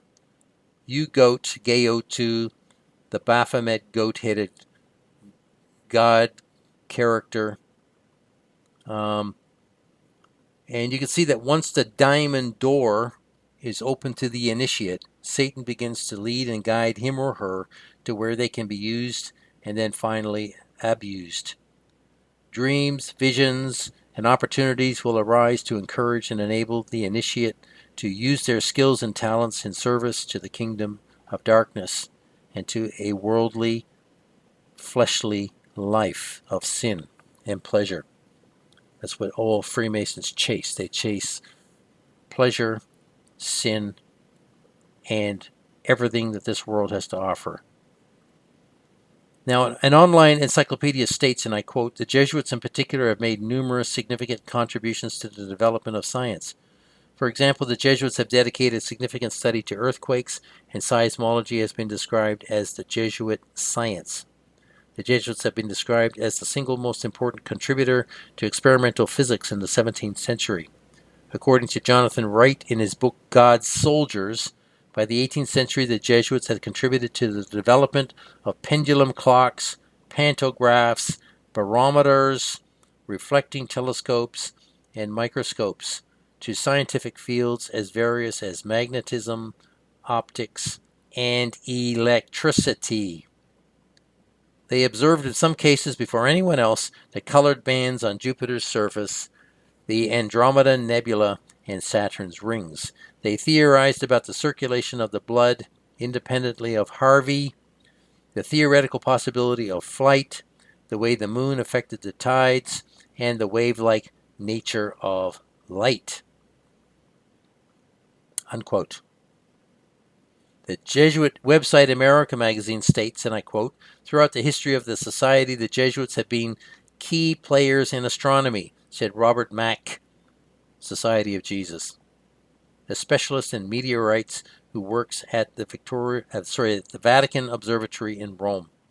Jesuit contributions to astronomy are significant enough that 34 craters on the moon and several asteroids are named after them.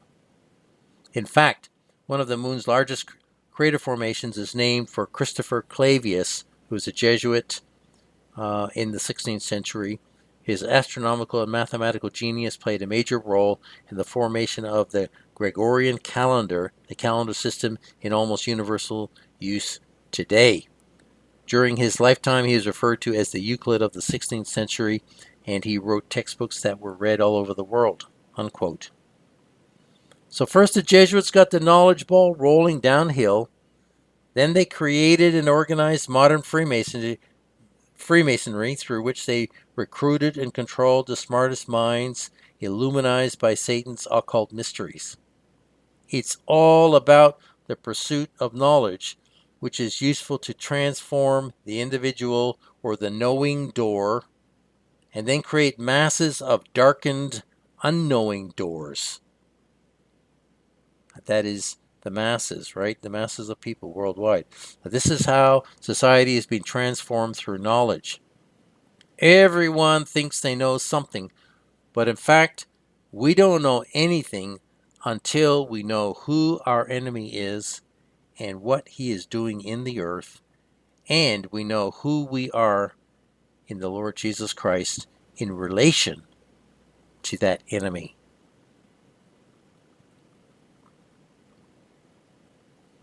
In slide number 15, we can see the faces of the Jesuit superior generals numbers 1 to 13 from the 16th and 17th centuries.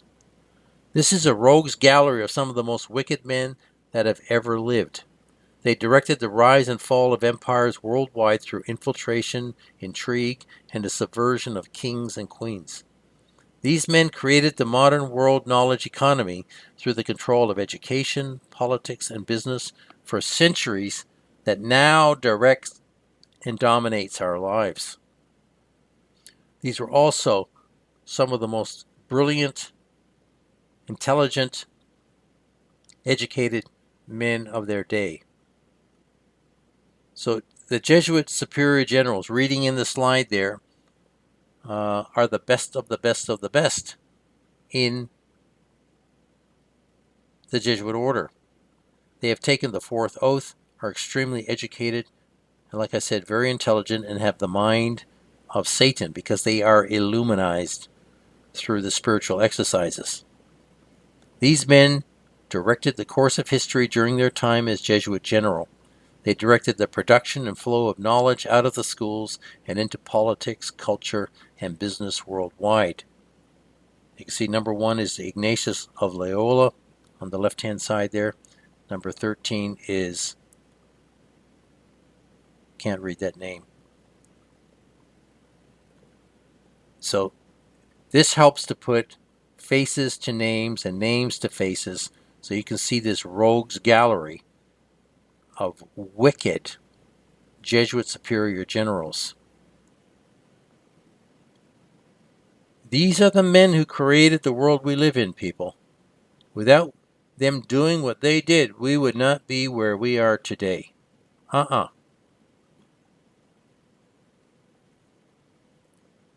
In slide number 16, we can see Jesuit Superior Generals number 14 to 29 from the 18th and 19th centuries. These men presided over the making of history during two of the bloodiest centuries in history. These men are responsible for all the revolutions, wars, and genocides during their time in office. They directed the course of civilization by channeling knowledge in such a way that it could be weaponized against mankind ultimately.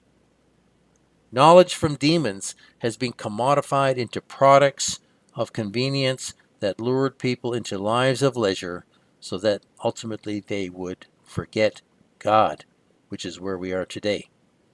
These men were and are the knowledge shepherds of modern mankind. Now, please take note of Jesuit Superior General number 26, named Vladimir Ledakowski. This man was exceptionally evil. He oversaw 2 world wars, the Russian, Chinese, and Spanish revolutions, the Armenian genocide, and the fake Spanish flu pandemic. These events alone resulted in the death of hundreds of millions of people.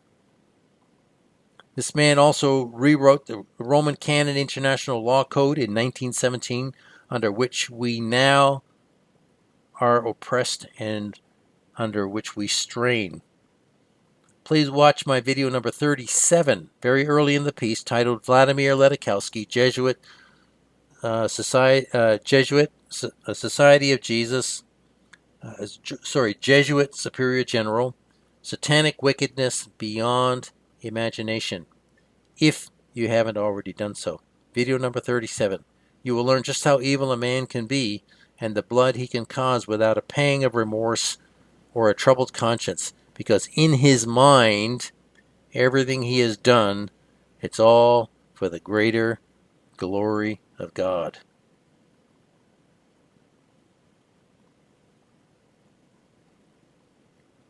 In slide number 17, we can see a gallery of 24 scientific Enlightenment Masonic knowledge stars straddling the 17th and 18th centuries that are worshipped today as science gods. These are just a few of the personalities churned out of Jesuit colleges who, through Masonic connections, would expand the fields of knowledge in many areas. The 18th century is when moneyed families sent their children to be educated by the Jesuits. The brightest students were nurtured and followed throughout their lives by their Jesuit mentors, ensuring their success in academia and business. All of these people would have joined the Masonic Lodge at some point early in their lives.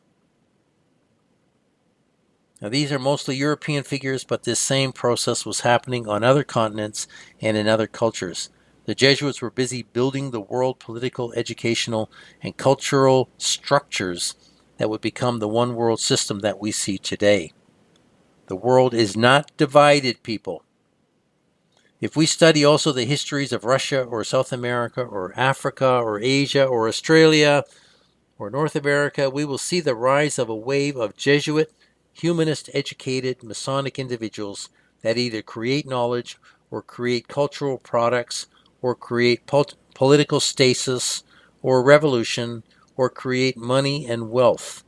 Generations of waves of Masonic Universalists have been building this present darkness we live in with their life work, believing that they were building a future golden age of man.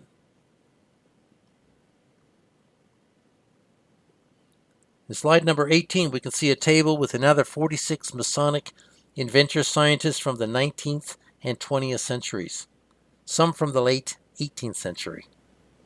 These are the usual suspects in Jesuit science and knowledge hero mythology represented here. These are the people you'll see in the textbooks. People like Einstein, Darwin, Pasteur, Edison, and Tesla, etc. They all come out of Jesuit Masonic colleges and organizations. They are all humanists. Look for a true spirit-filled Christian among them, and you won't find that. None of these people believed in the God of the Bible. Knowledge and success in this world were their gods.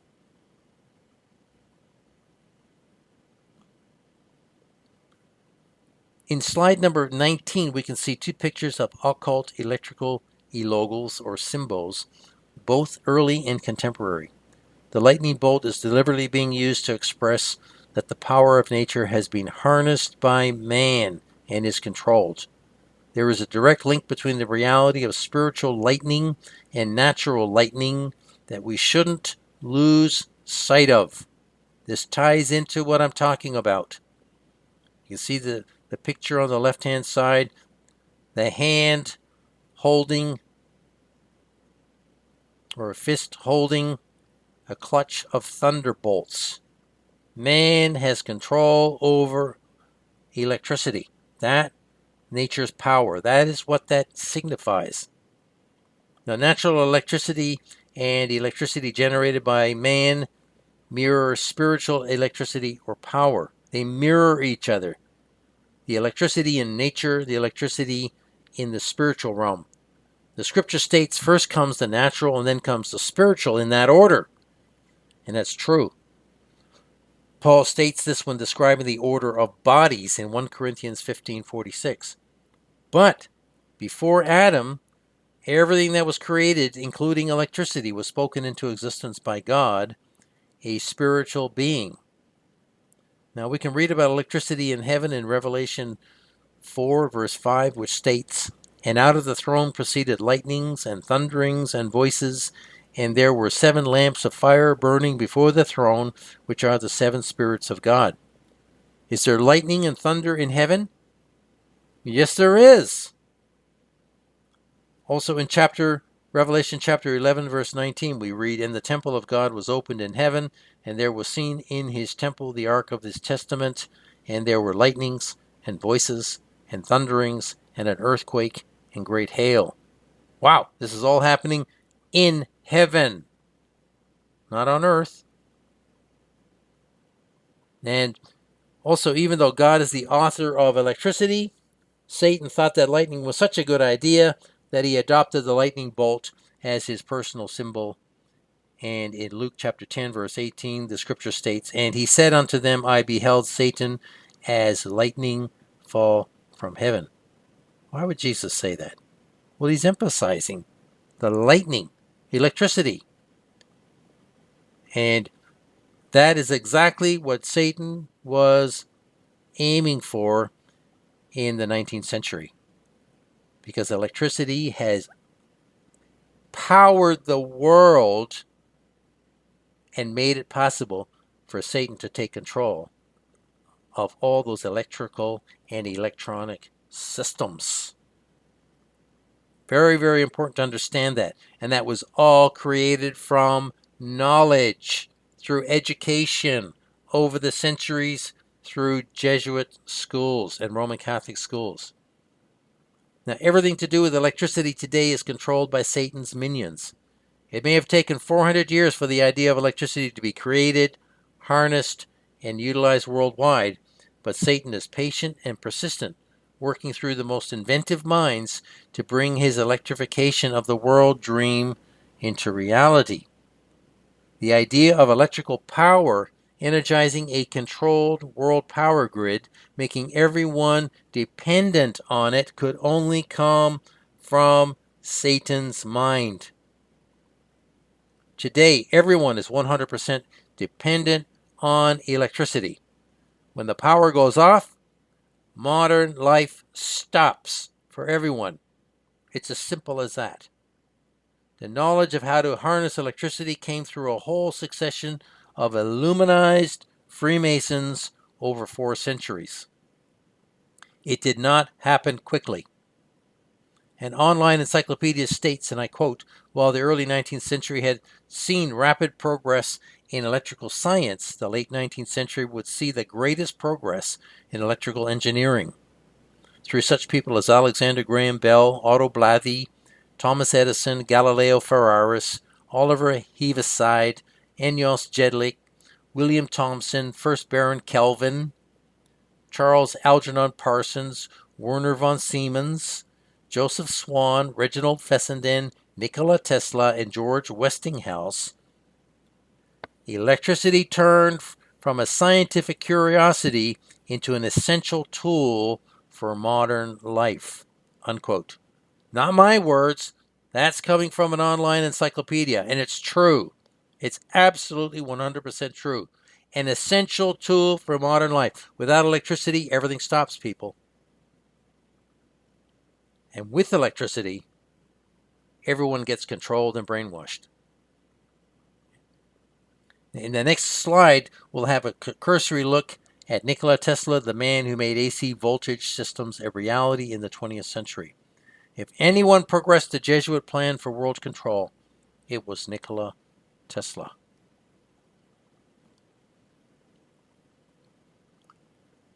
So in slide number 20, we can see 3 pictures related to Nikola Tesla. On the left is a picture of Tesla's Roman Catholic priest father. In the middle is a picture of 23-year-old Tesla as the dapper man of the world.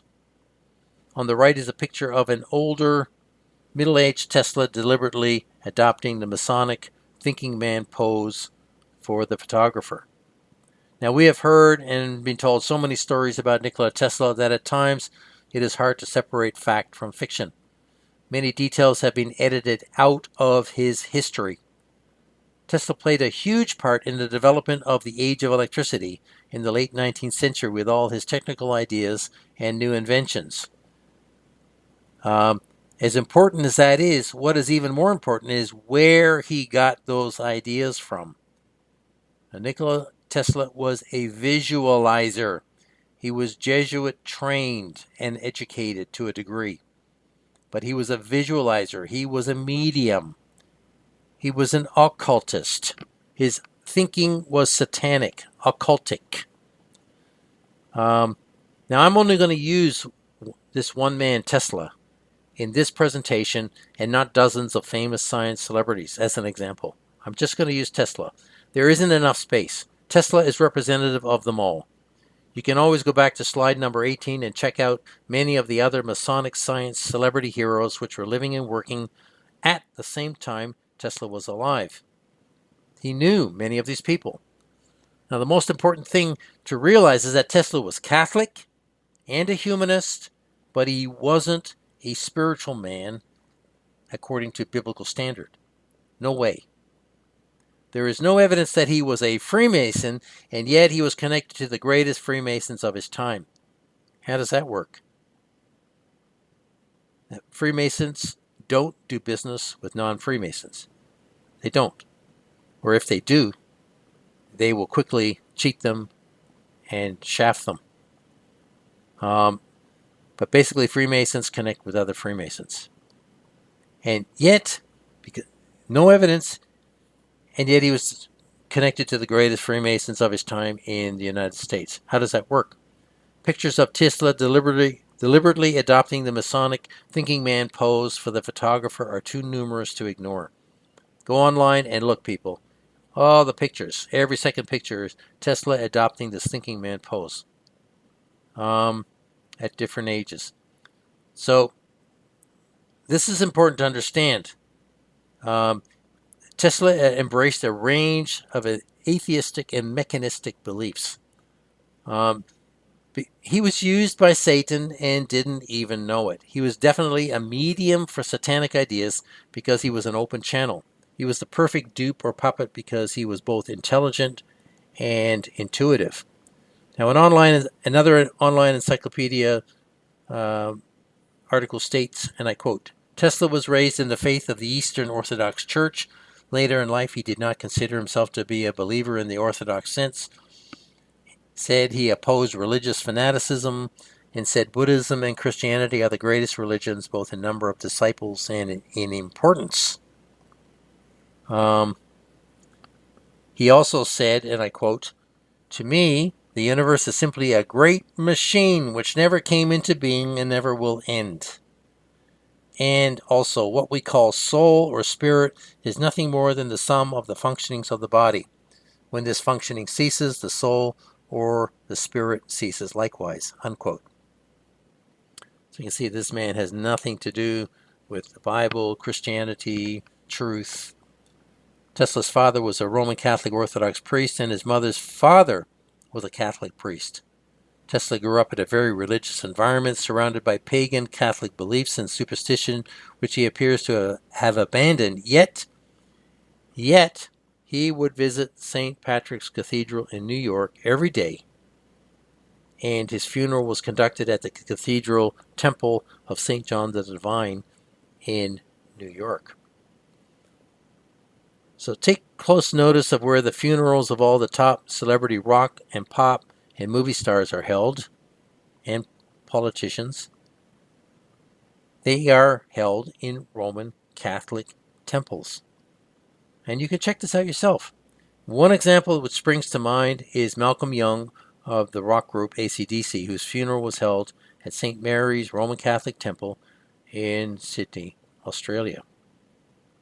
You see, coming back to Tesla, he was an annihilationist. He didn't believe in the eternal soul or an afterlife. He was a pagan. He did, however, believe in the infinitely expanding universe and other life in the universe. Another online entry states, and I quote, Nikola Tesla believed he received extraterrestrial signals and that they originated from intelligent beings potentially on Mars. In 1899, during experiments in Colorado Springs, he detected strange, repetitive radio signals that he interpreted as a form of communication. He even suggested that the signals used numbers as a universal language. Unquote. So Tesla's claims apparently were met with skepticism by the scientific community at the time, but he maintained his belief that he had made contact with another world. You see? And Carl Sagan would take up this ET thing, communication with ETs, later in the 20th century. And this basically this idea comes from Nikola Tesla. Tesla wrote that he believed the signals were too strong to be accidental and that they had a purpose. He also mentioned that he had the feeling he had heard the greeting of one planet to another, according to a post on X.com, unquote. So the belief in ET aliens has been around a long time, but Tesla helped accelerate that idea in the 20th century along with H.G. Wells and his War of the Worlds. Now, did Tesla believe in the God of the Bible? No, he didn't. Tesla stated, and I quote, "In my heart I am deeply religious, though not in the orthodox sense of that word." And that, unquote, according to a post on a r/Latter-day Saints subreddit post. He believed that the greatest secrets of existence remain to be explained. He stated, and I quote, "It might as well be said that God has properties. He has not, but only attributes, and these are of our own making," unquote. And that's according to a post on Quora. He also said, and I quote, "The gift of mental power comes from God, divine being, and if we concentrate our minds on that truth, we become in tune with this great power," unquote. But of course, he's not talking about God here. He's talking here about Satan, who is the prince of this world, whom they all more or less did not believe in. And yet, Satan controlled them all. Now, why is this all important? Simply because all of the scientific men of Tesla's age believed exactly the same as he did. Most were Freemasons. They were Satan's channels for ideas that would become new technologies in the world, which would then advance Satan's power over the peoples of the world. So ideas become teachings. They become knowledge. They become bodies of knowledge. And these ideas come from demons. The Bible tells us this, people. This is not my idea. Now, the Jesuits would direct the use of these technologies through their Roman corporations worldwide from behind the scenes to both make money and to mind control the masses through new electronic forms of media entertainment and electrical and electronic devices, especially in the 20th century. This all exploded. Now, the most important thing is to understand where the ideas that come into the world actually come from.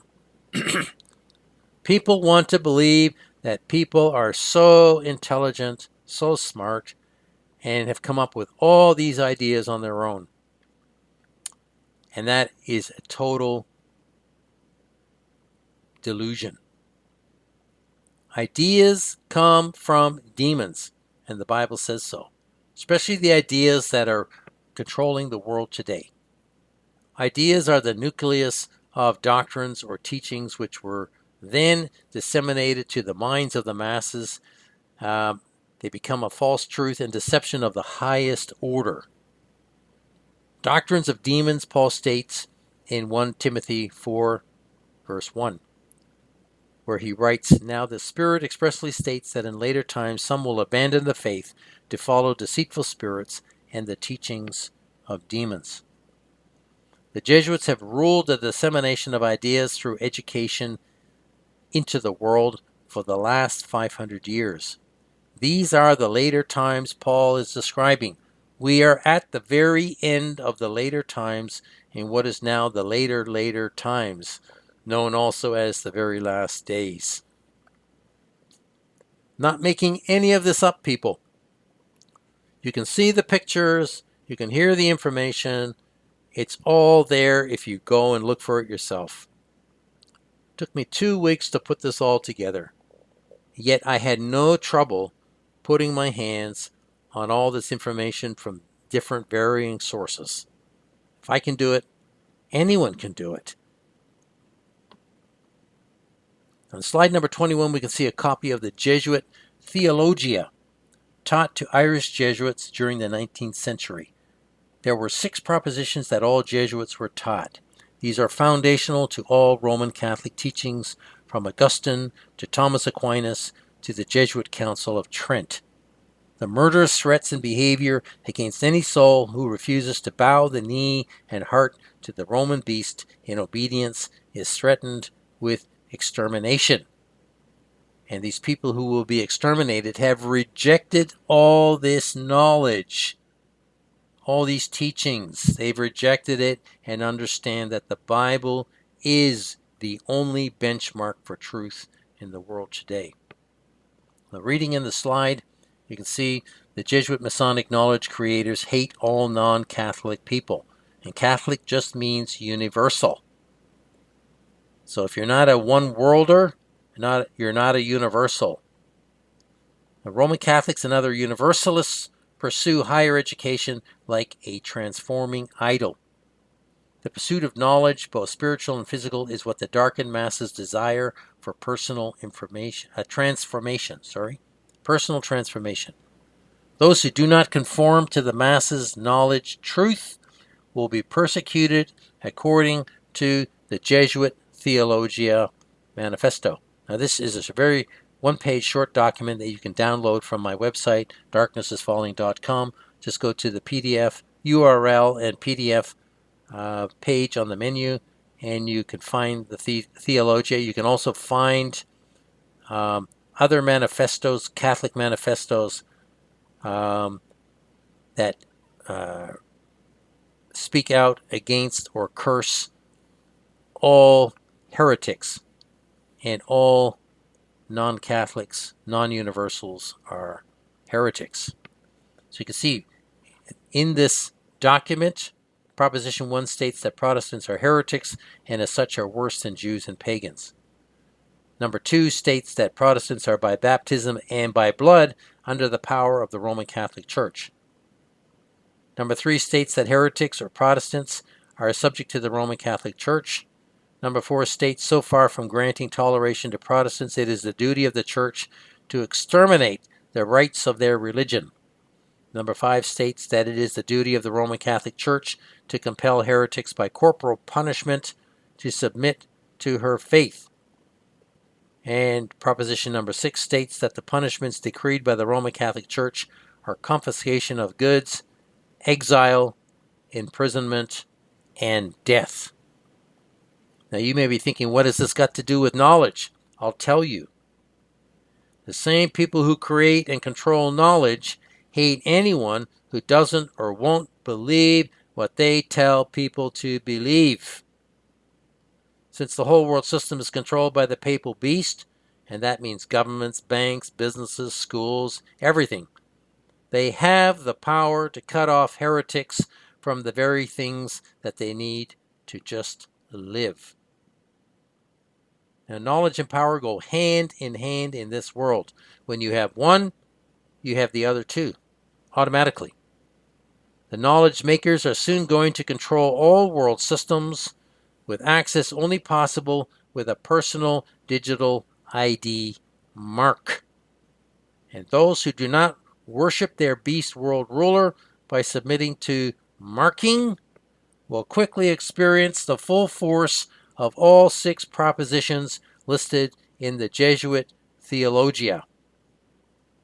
And this is just, the Theologia is just a summary of the Council of Trent document. If you go looking for that, you can also download that from my URL and PDF page at darknessisfalling.com. You can also download the document from that Thomas Aquinas wrote that lists how heretics should be treated. You can download that document also from darknessisfalling.com. So there's many, many documents on my website that you will not find easily elsewhere, and you can download them and read them for yourself. Now, in slide number 22, we can see 8 points that attempt to describe how ideas go through cycles from theoretical to real and then back to theory. Ideas hibernate and travel through time like little time capsules, and they resurface sometimes 1,000 years later or even more when conditions are ideal, and then are instituted by authorities and become a real force in the world. They're talking about the power of ideas.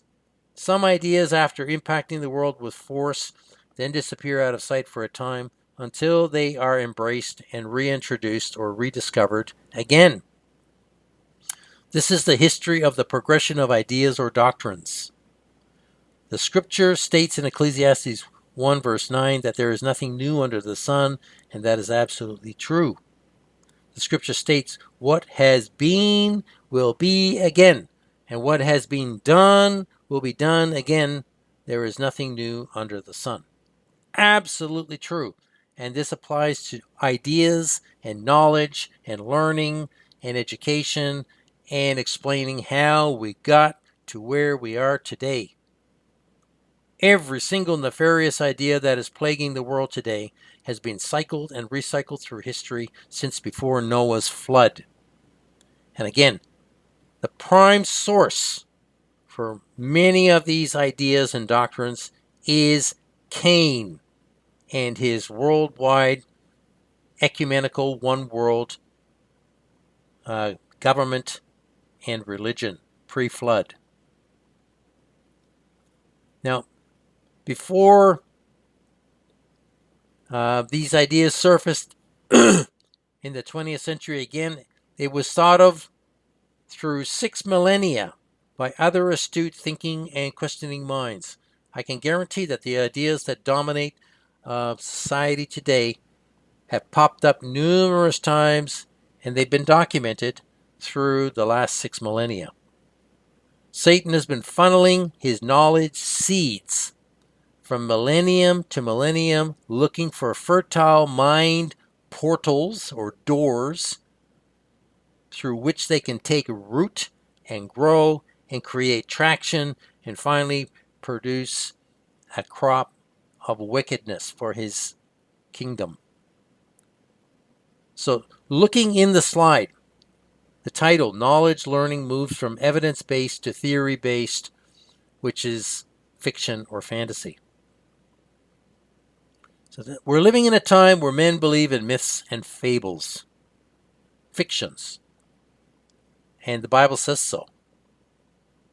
Now, number one, from Pythagoras and the Greeks through the next 2,500 years, knowledge moves through cycles of fact and fiction, and from the spiritual to the material and back again.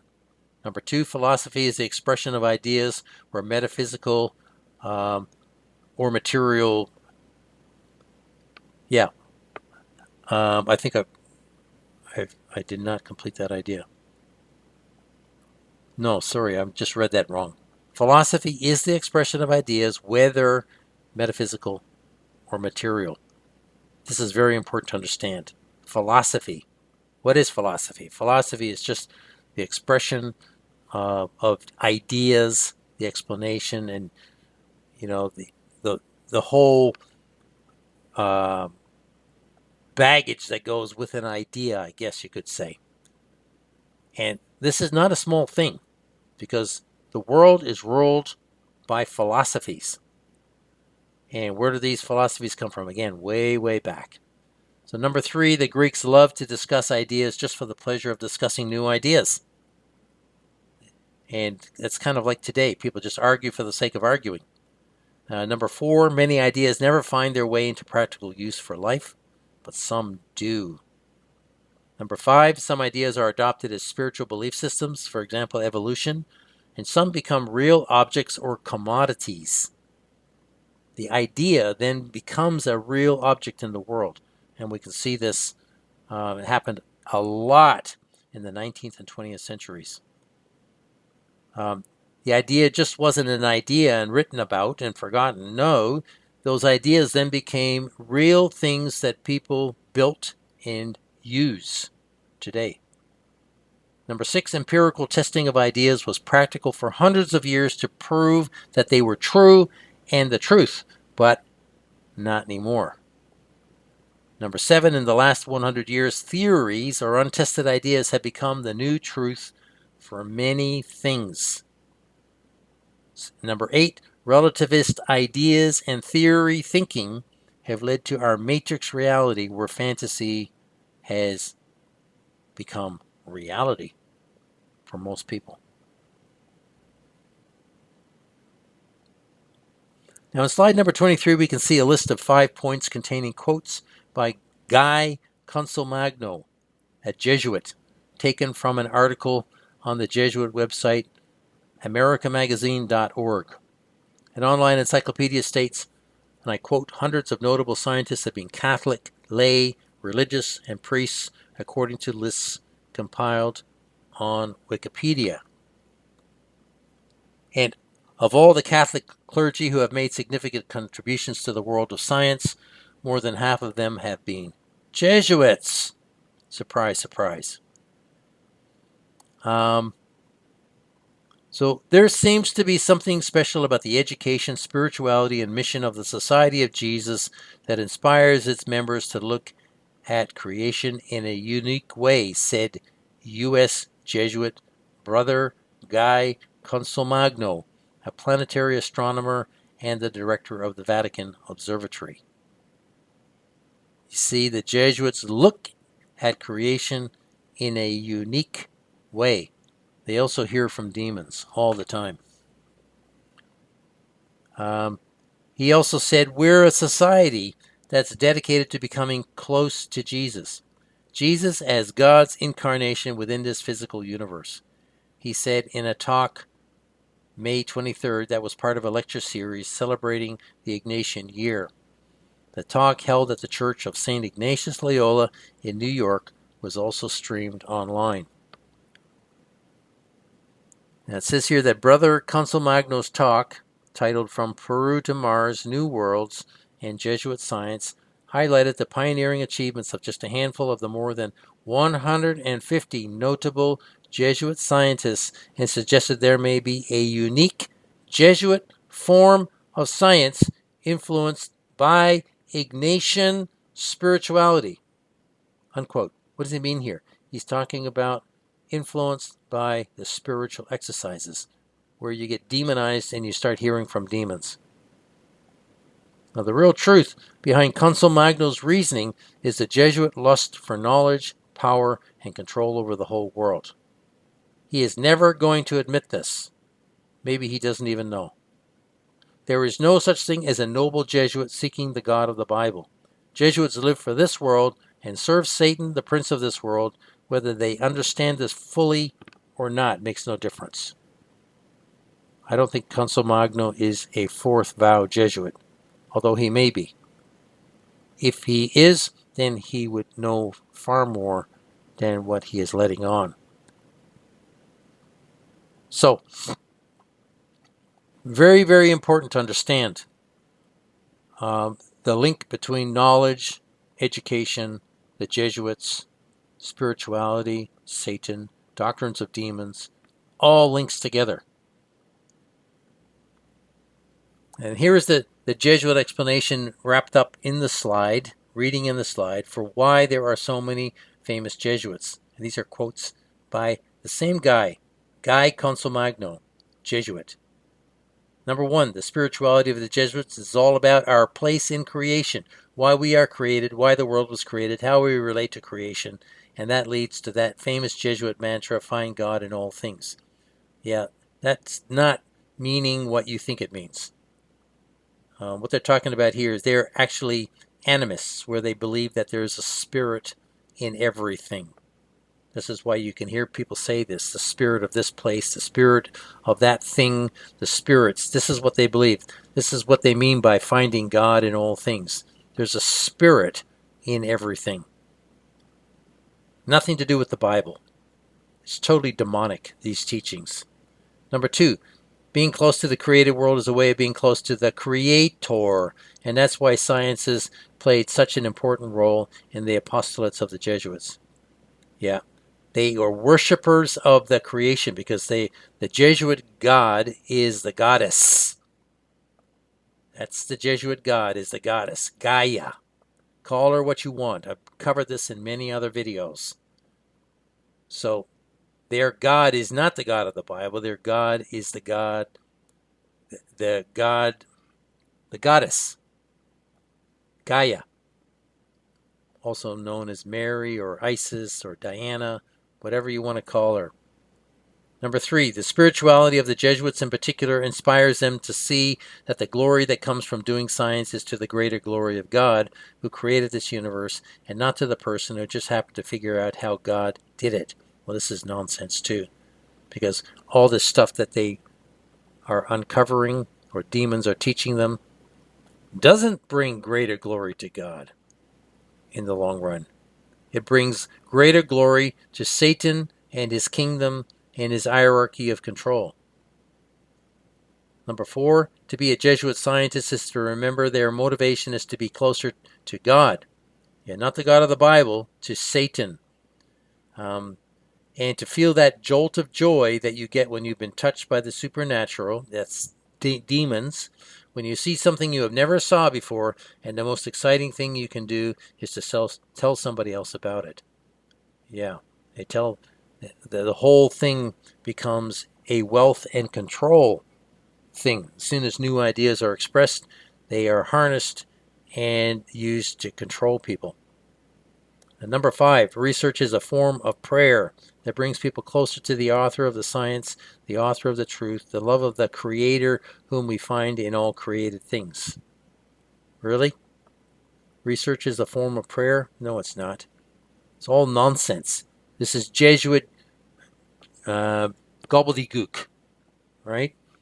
Notice how they never talk about Jesus Christ. They never talk about Jesus. Well, Jesus is the Creator.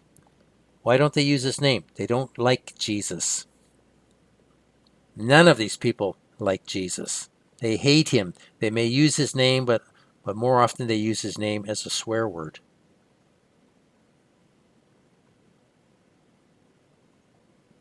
So, right, let's go on to the next slide.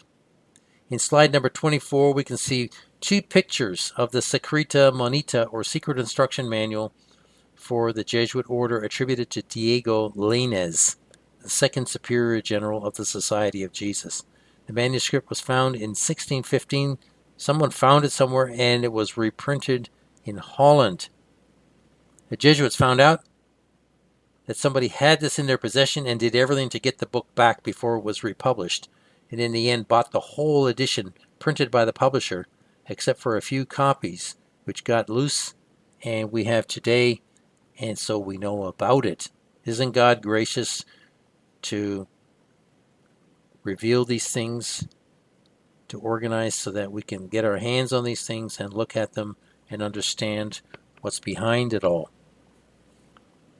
So the picture on the left is a cover of an 1835 reprint of the manual by Edward J. Cole and Company in Baltimore, Maryland. And it also has a discourse on the authenticity of the work. The Jesuits deny that this manual belongs to them to this very day. But then why would they tell the truth? They are liars and deceivers. Of course they would deny it. The Jesuits are drilled and mind-controlled in the art of deception.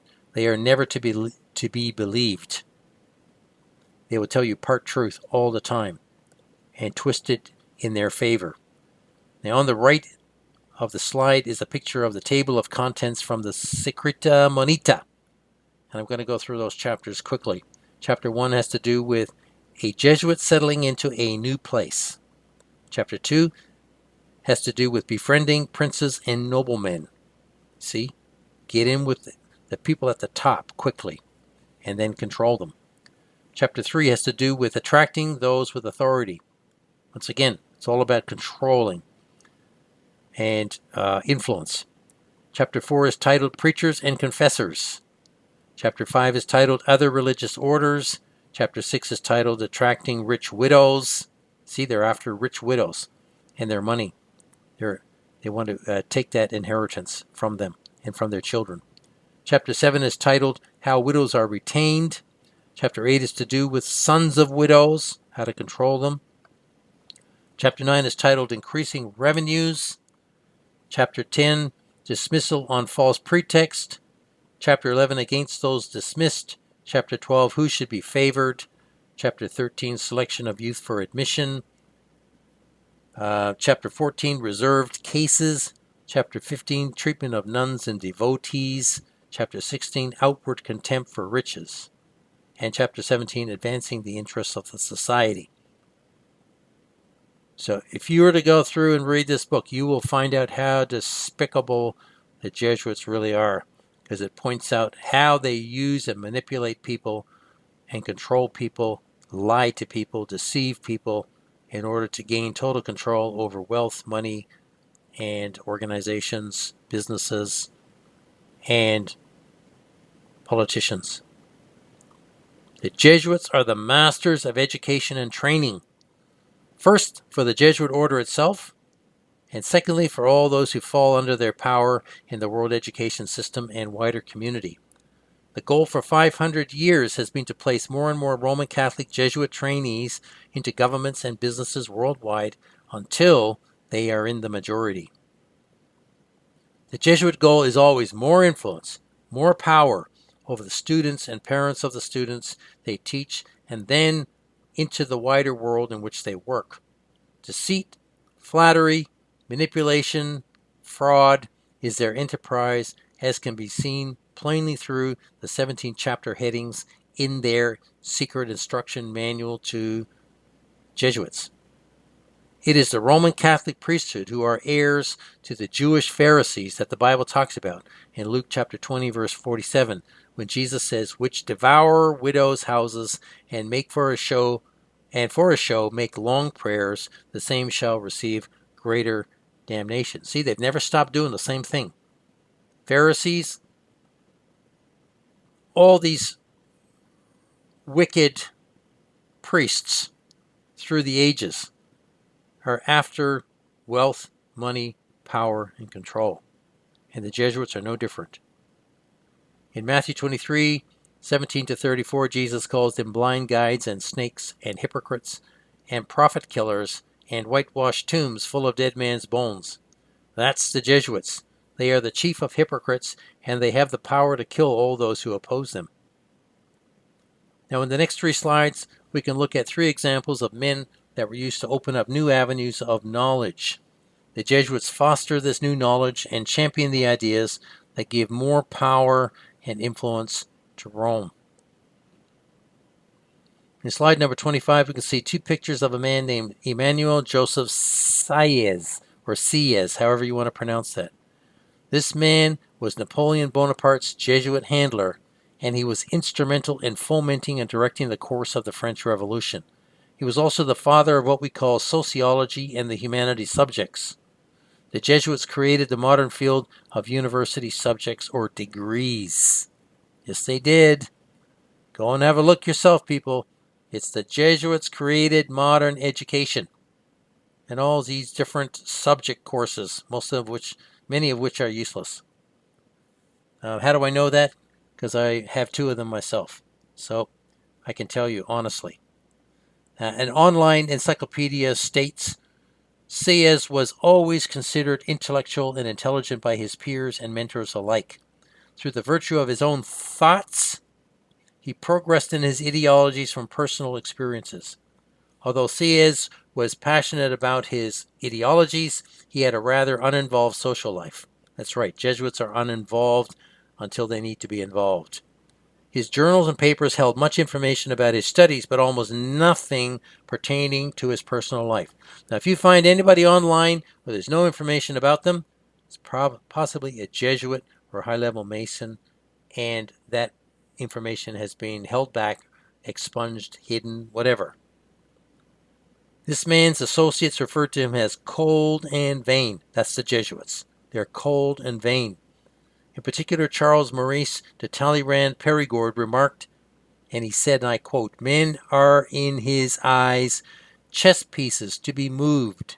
They occupy his mind, but say nothing to his heart." Unquote.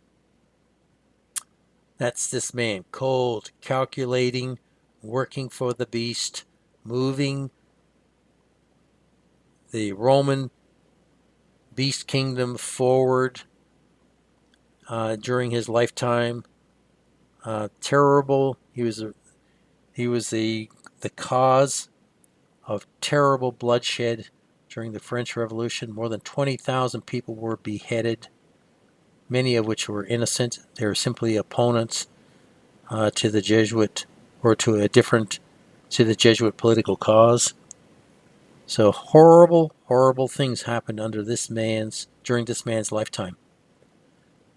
In 1795, Sieyès became one of the first members of what would become the Academy of Moral and Political Sciences of the Institute of France. When the Académie Française was reorganized in 1803, he was elected in the 2nd class, replacing in Chair 31 John Sylvain Bailly, who had been guillotined on the 12th of November 1793 during the Reign of Terror. You see, he had a man executed, he then took his place. However, it says, after the Second Restoration in 1815, Sieyès was expelled for his role in the execution of King Louis XVI and was replaced by the Marquis of Lally-Tollendal, who was named to the Academy by a royal decree. Does he care? No, he does not care. In 1780, Sieyès coined the term sociologie, and in an unpublished manuscript, the term was used again 50 years later by the philosopher Auguste Comte to refer to the science of society, which is known in English as sociology. Sieyès was also among the first to employ the term science sociale, or the social sciences. The social sciences or humanities today include anthropology, sociology, economics, political science, psychology, geography, history, and linguistics. The Jesuits are behind the formation of all these new modern fields of knowledge. There are also many new fields of theoretical science like virology, epidemiology, vaccinology, astrobiology, quantum computing, gene editing, and space exploration. These are not based on fact. They are theory-based bodies of knowledge. Much of what we have been told about space, time, physical science is totally false. It's theoretical. And the Jesuits are the authors of philosophy, theory. And today, the whole world is living in a fantasy created from all this philosophy, all the fictions. So Abbe, or Emmanuel Joseph Sieyès, was a Jesuit. Did anybody know he was a Jesuit? Possibly not. As you can see, he's not dressed as a Jesuit. And many Jesuits are undercover. They're the original undercover agents. They can be whoever they want to be according to the mission that they've been given in order to accomplish the purpose for which they are sent out to achieve. Very, very important to understand this. Many people in history that became very influential and famous were probably, in fact, undercover Jesuits, like this man. In slide number 26, we can see a picture of Adam Smith, recognized as the father of modern economics, except that his ideas were in opposition to long-term Roman goals. The ideas of Maynard Keynes were adopted instead, and that's why we're going down the tube fast. The world is controlled by Keynesian economics on steroids, and it's leading us to a bad place. Modern economics is based on the failed Keynesian model, which advocates for government involvement in the economy and the imposition of taxes on everything. This model is favored by the Jesuits, obviously. Smith outlined the right way to proceed with economics, enabling the Jesuits to identify and then work against that system in their efforts to control the tax systems of every nation and extort the people's wages worldwide through personal income tax, which is a modern 20th century invention, essentially. Although I think it popped up first in the late 19th century, this idea of taxing someone's salary or wages or income. It's demonic. It's wicked. It's not biblical. The scriptures say that the worker is worthy of his wages. It doesn't say that the worker's wages should be taxed and given to governments. It doesn't say that. Now, Adam Smith never married, was a product of Masonic scientism and the rejection of a personal God, so he was promoted and enjoyed worldly success in his lifetime. You can see reading in the slide there, he was educated at Glasgow University and Balliol College, Oxford University. So he was a product of the Scottish Enlightenment. We know that Oxford, Balliol College, Glasgow University, these are all Roman Catholic universities. They were started under a papal decree. So we've got to understand that education is Roman Catholic worldwide. Forget about any other kind of education. It's all Roman Catholic humanist education.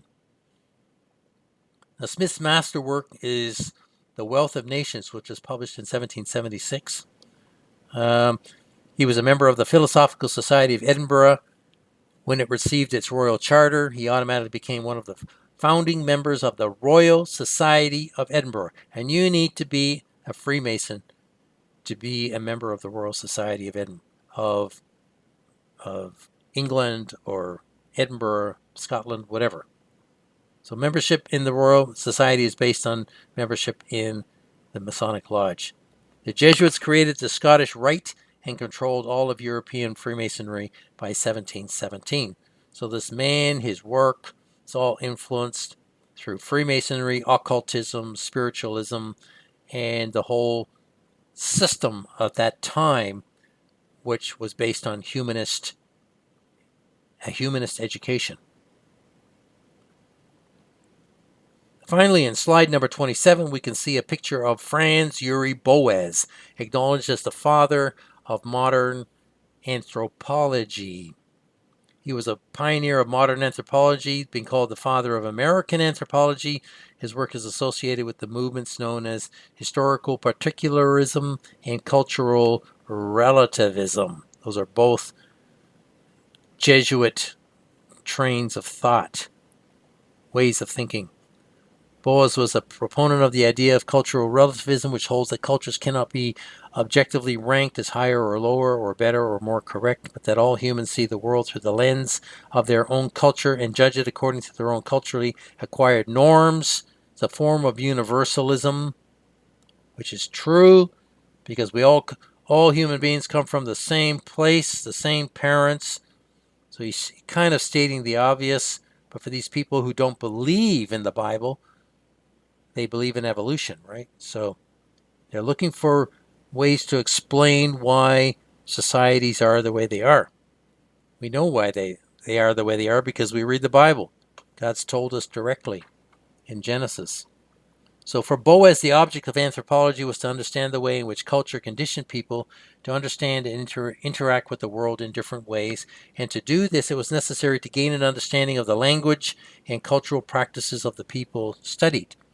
By uniting the disciplines of archaeology, the study of material culture and history, and physical anthropology, the study of variation in human anatomy, with ethnology, the study of cultural variation of customs, and descriptive linguistics, the study of unwritten indigenous languages, Boas created the four-field subdivision of anthropology, which became prominent in American anthropology in the 20th century.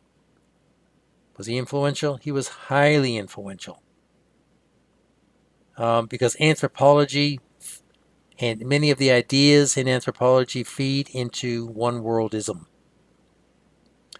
He was an important early influence, reading in the slide now. An important early influence was the avuncular Abraham Jacobi, his mother's brother-in-law, and a friend of Karl Marx, who was a Jesuit student. And the Jesuits helped Karl Marx write his Communist Manifesto. So they're all linked together, these people. See, they know each other. They're trading ideas. They all believe the same thing. They're all wicked Luciferians. And this man was to advise him throughout his career. Early in life, he displayed a penchant for both nature and natural sciences. Boas refused to convert to Christianity, but he did not identify himself as a religious Jew. No, he was a Kabbalist. They're all Kabbalists, see? The background of my early thinking was a German home in which the ideals of the revolution of 1848 were a living force. So he was very influenced by the world revolution of 1848 in Europe. In gymnasium, and gymnasium is a Jesuit school. That's what they're called in Germany. They were called in Germany gymnasiums. He was most proud of his research on the geographic distribution of plants. Boas first attended Heidelberg University for a semester, followed by 4 terms at Bonn University, studying physics, geography, and mathematics at these schools. He was a humanist, bringing forth knowledge, a lot of it theoretical, which would then inform the Jesuits and the way they deal with societies, with man.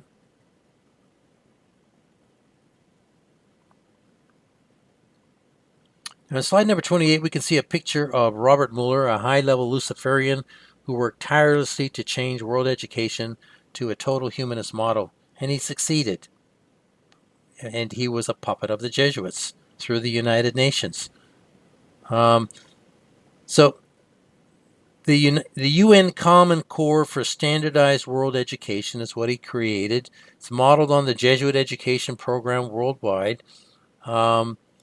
For a standardized education. It's created by Robert Muller and based on Alice Bailey's occult writings. Now, if you wanted to know how thought could be controlled intergenerationally, then this is your answer. Of course, it was already happening for 400 years, but this is how it was accelerated in the 20th century through this man. Now, Robert Muller created a World Core curriculum that earned him the UNESCO Prize for Peace Education in 1989. The World Core curriculum helped inspire the growing global education movement. More than 30 Robert Muller schools were founded throughout the world, including Life School in Panajachel, Guatemala, from which students have gone on to pursue degrees in international affairs. Muller was instrumental in creating a Luciferian one-world mindset through education of three generations of young people worldwide. And you can read this quote by Muller in the slide where he says, "We must move as quickly as possible to a one-world government, a one-world religion, under a one-world leader." He's a total Masonic Jesuit pawn. Did he know ultimately what he was doing? Probably not. He was aiming at the Masonic golden age future of man, not realizing that he was being manipulated by the Jesuits all the way through. Now on slide number 29, we can listen to a short 4-minute 24 video clip from the Fuel Project YouTube channel that was posted 14 years ago about Robert Muller and the UN Common Core World Education Program, which the Jesuits set up. I do not endorse this YouTube channel, although I have mirrored a few of the videos from the channel on my website. And sadly, there is a lot of Jesuit Roman truth mixed together with the false gospel and false Protestant teachings in this series of messages, making them a bit dangerous to those who are ignorant of Bible truth. So I do not endorse this YouTube channel. But some of the messages are good enough, safe enough for me to post so that people are not led astray by the ideas being expounded in the videos.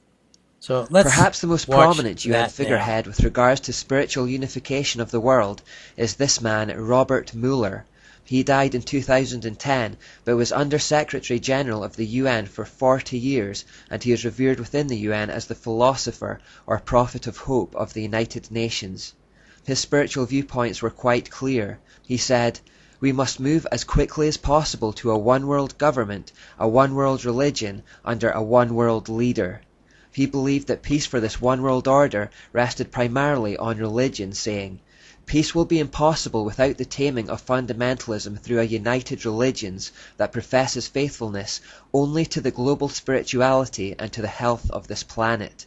He also said, "My great personal dream is to get a tremendous alliance between all the major religions and the UN."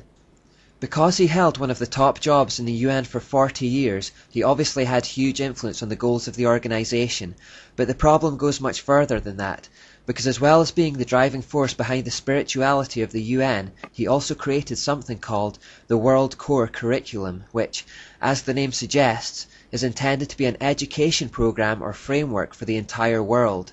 He is therefore also known throughout the world as the father of global education. Not only this, but he actually established specialist Robert Muller schools, where his educational ideas could be taught in their purest form.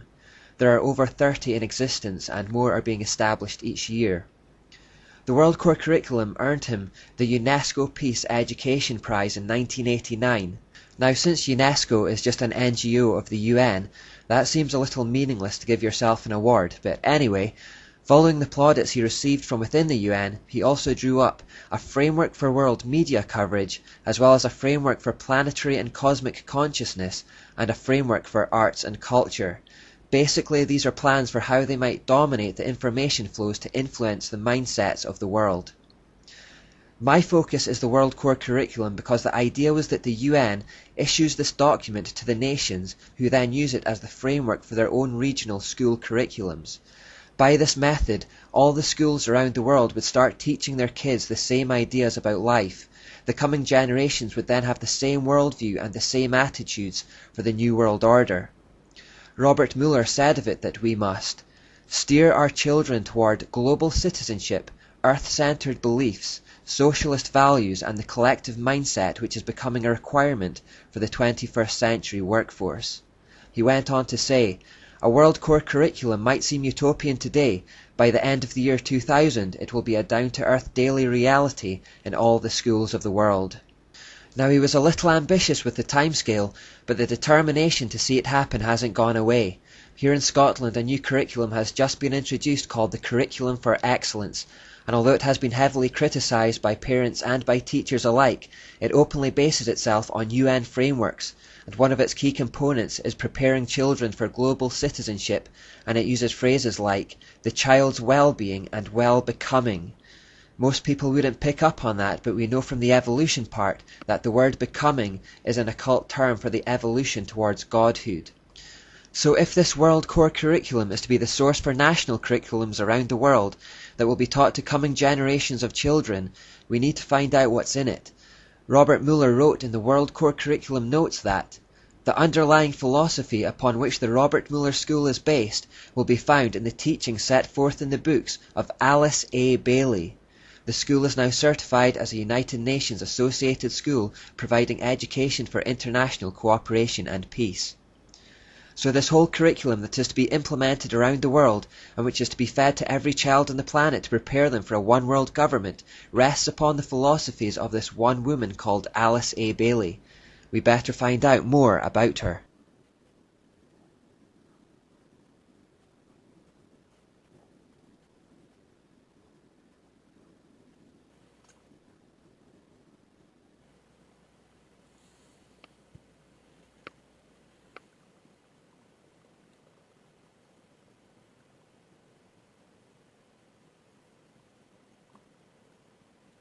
In slide number 30, we can see quotes by H.L. Mencken and John D. Rockefeller, both high-level Freemasons and influential in the flow of ideas for the advancement of the Jesuit New World Order.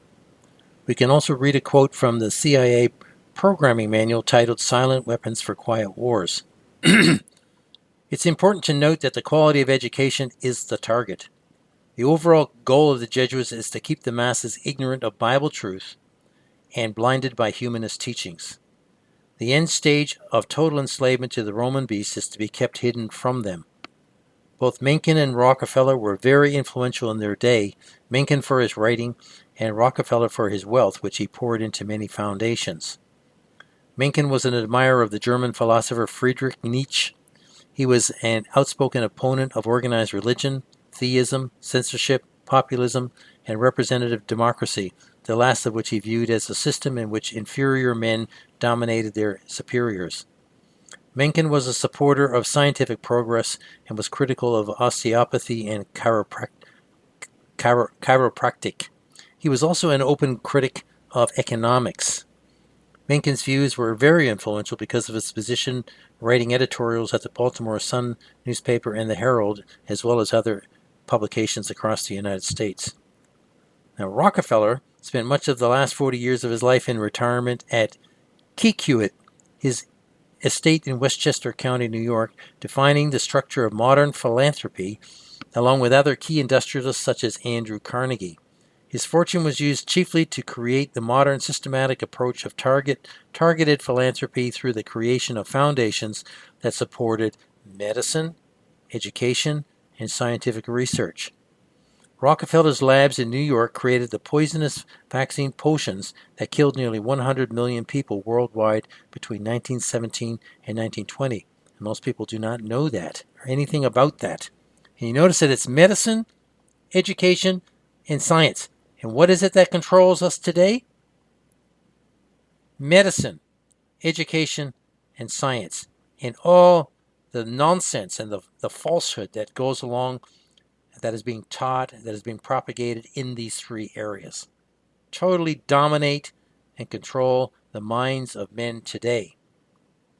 Now, the dumbing down of the people and keeping them too busy chasing dreams enabled the Jesuits to keep the people blind and focused solely on chasing after worldly success and pleasure, and mostly through the avenue of education, knowledge, climbing the ladder.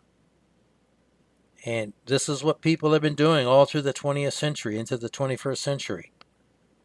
I lived in Korea for 10 years, and I can tell you that in Korea, the emphasis on education and the pressure for children with education of going to the top is absolutely diabolical. It was the same in China. It's the same in Japan.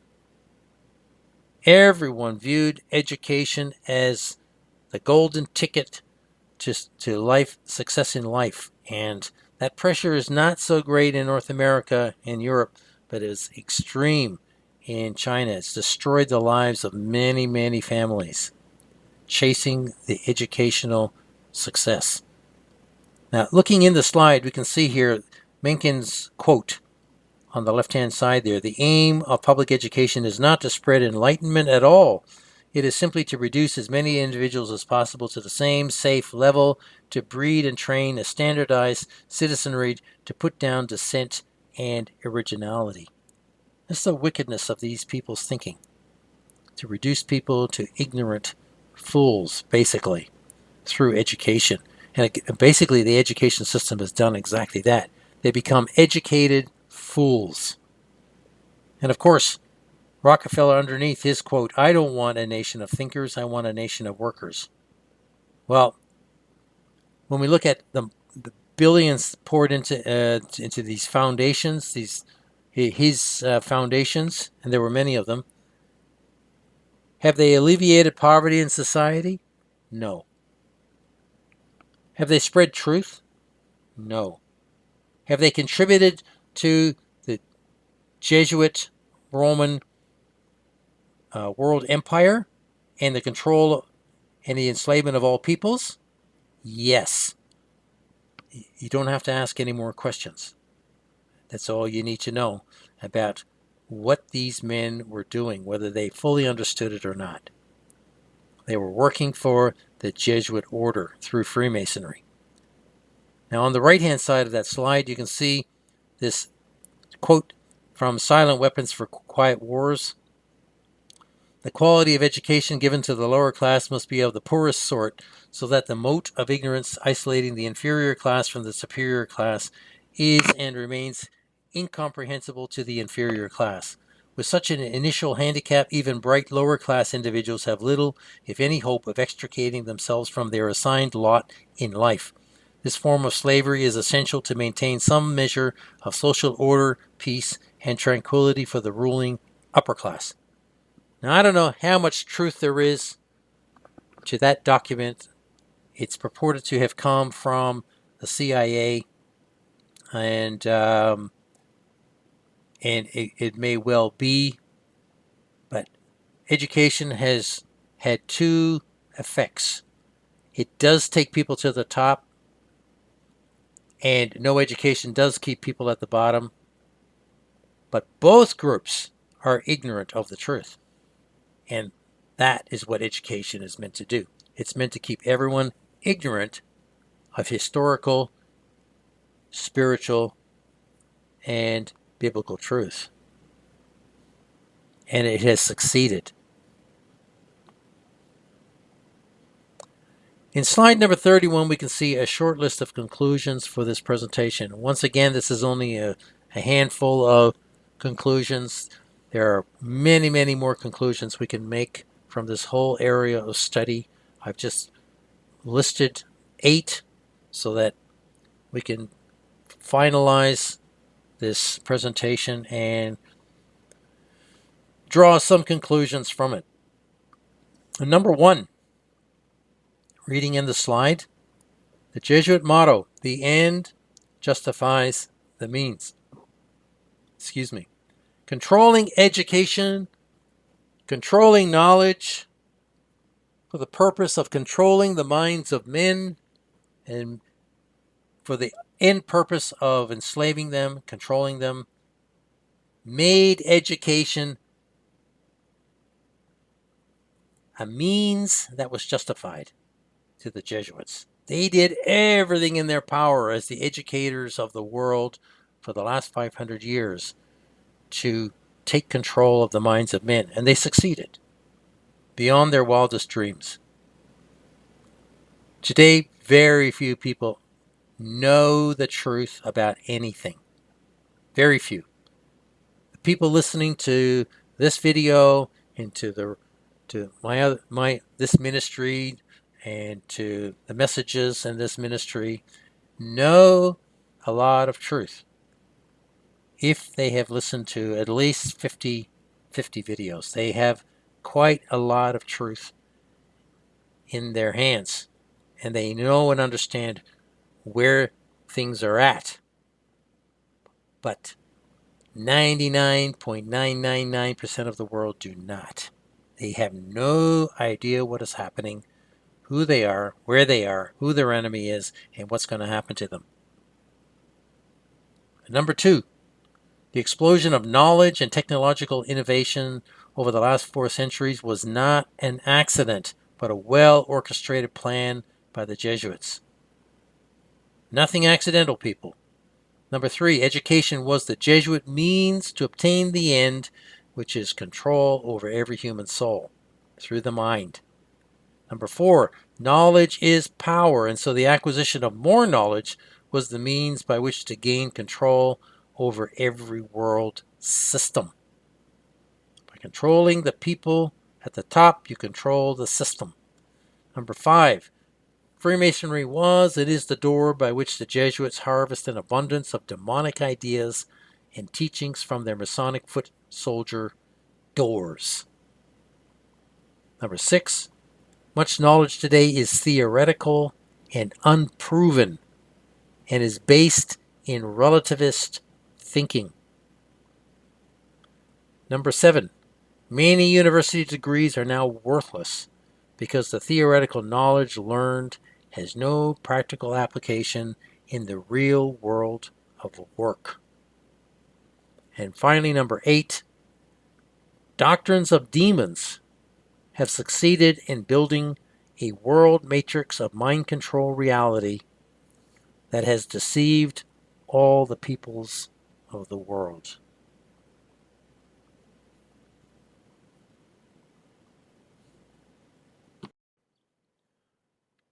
I hope that the slide presentation on knowledge and education excuse me, made this topic more clear for you. This is a very big subject that once again I've tried to reduce down to an informative summary because of space and time constraints. I hope you get the general idea of how this all fits together. It's not serendipitous, it's not coincidence, it's not by chance, it's not accidental. All planned from half a millennium ago, 500 years ago. Now, please check all the facts yourself and be sure that you understand what is being spoken about here. Don't just take my word for it. Always take the time and check it out yourself. Now, 2 further videos that you can watch that connect with this presentation are video number 48, titled The Jesuit Trojan Horse Infiltration of World Education, and video number 339, titled Assassins. Also, my blog that I mentioned before in the slide presentation, titled The Jesuit Trojan Horse Infiltration of World Education, can be found on my website at darknessisfalling.com. I'll put the link in the description box below for those of you who love to read rather than listen. Now, we have now reached the end of education. School is truly out forever. Remember that song by Alice Cooper way back in the 70s? School's Out? Which was from the West Side Story play. Remember that? School's out forever. That was a demonic and prophetic prophecy hinting towards now. School is truly out. Don't say, William, children are still going to school. Everyone's still going to school. That's not what I'm talking about. I'm talking about the education system is finished. This will go on for a little bit. People will still be going to school. Children will still be going to school. But it doesn't mean anything. Education is over. Getting an education is almost over. Whoever graduates over the next few years has just got a piece of paper, which means nothing. It's over. because we are coming rapidly to the end of all things. And education is not going to be really required in the beast kingdom, because the beast kingdom is not going to last very long. The world, as we have known it, and as I've been saying for a long time now in these messages, is coming to an end. Whatever is residual that we see still happening around us will keep going for a little while before they pull all the pieces together. It takes time to do this. There's a whole world that the Jesuits have to bring into oneness. And that can't be done overnight or in a few weeks or even sometimes in a few years. Even though there is only a few years left. Seriously. There's no decades ahead of us, people. If you're still thinking like this, you're deceived. Because what is happening worldwide now, if you're watching, if you're looking, is alarming. Especially for you dear people who live in the United States. Because the legs are being pulled off your country. Nobody sees it virtually. And the whole system's going to come crashing down. And virtually overnight, at some point, people are going to wake up and things are not going to be even as they are now. And people are already talking about the world has changed. COVID did something. Yes, it did do something. But what's coming is even greater. What the mark is going to do is going to be even greater than what COVID did. 100 times greater. We have not seen anything yet. There's horror on the horizon. Horror on the horizon, people. I'm not trying to frighten you. I'm just trying to get you ready and into the reality that where we are. Because a lot of people are still not kind of getting this, still thinking that there's lots of time, still thinking, oh, it looks all right, everything's okay, still got plenty of time. No, we don't. No, we do not. It's my warning to you. Get your head into this present reality, face up to it, accept it, and walk with God with all your heart, mind, soul, and strength. The fact that children will continue to go to school for a while longer until the system completely stops or flips doesn't mean anything, like I said before. School is over. School has done its job of brainwashing generations of children into the Luciferian Beast One World Order economy. It's not needed anymore, people. There isn't going to be generations of workers ahead of us. The people who are in their 30s and 40s who are working now will be the last ones to work, essentially. The young people coming out of schools now or next year, if there is a next year, will have a very difficult time finding a job. Because jobs are not what the New World Order is all about.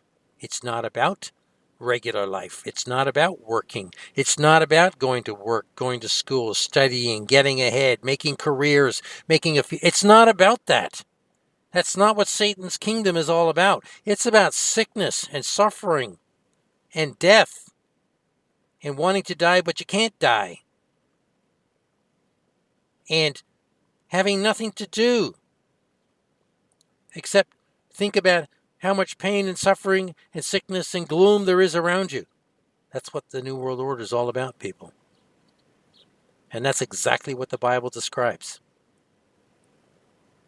So, the education system, the knowledge system, has done its job of brainwashing generations of children into the Luciferian Beast One World economic order.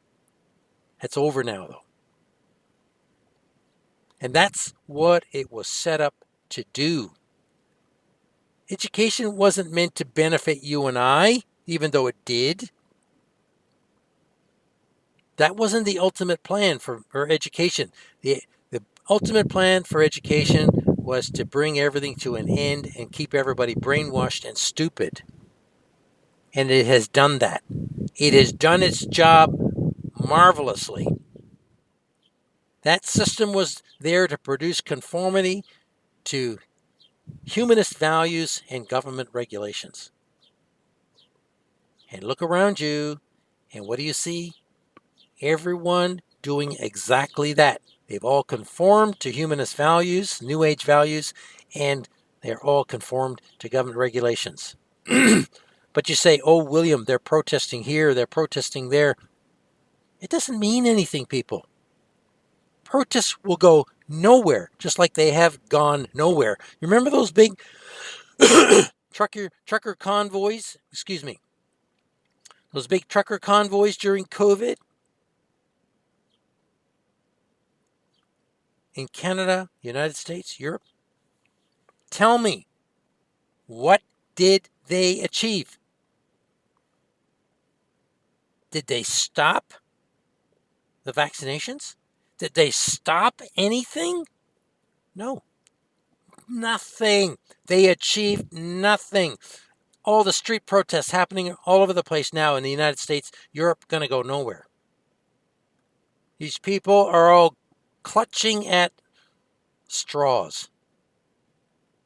They see the trouble, they see the problems, they see their discomfort, and now they're starting to shout and holler because they want their convenience back. Ain't going to happen. And there's nothing that they can do about it. Millions and millions and millions of graduate students have been finding out that their degrees will never land them a job or career. And many people that are working now are already jobless.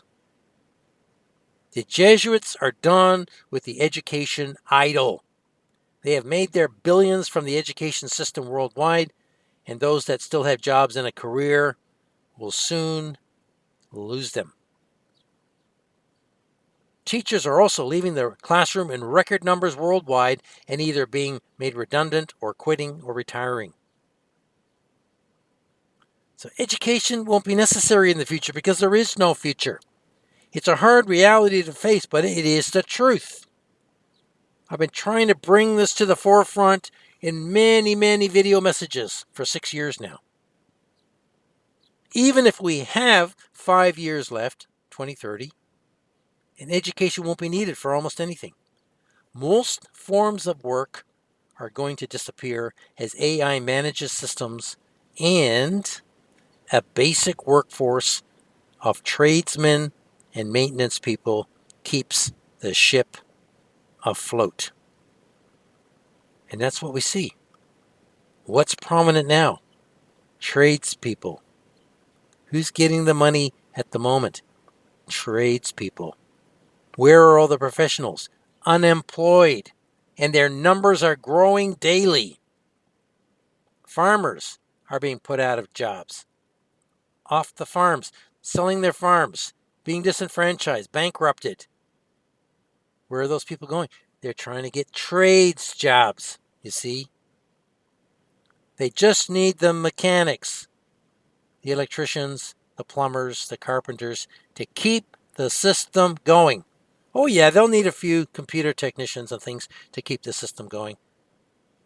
But when it all comes to a grinding halt, all those pros, all those university graduates, all those degreed people with their 1, 2, 3, 4, 5, 6, 7 degrees will be redundant.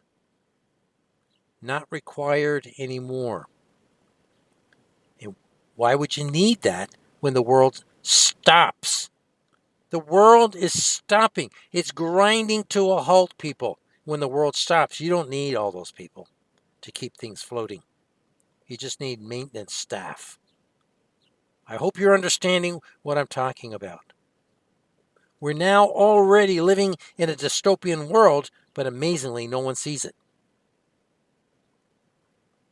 A few are trying to warn people that it's not looking good, but very few people see it.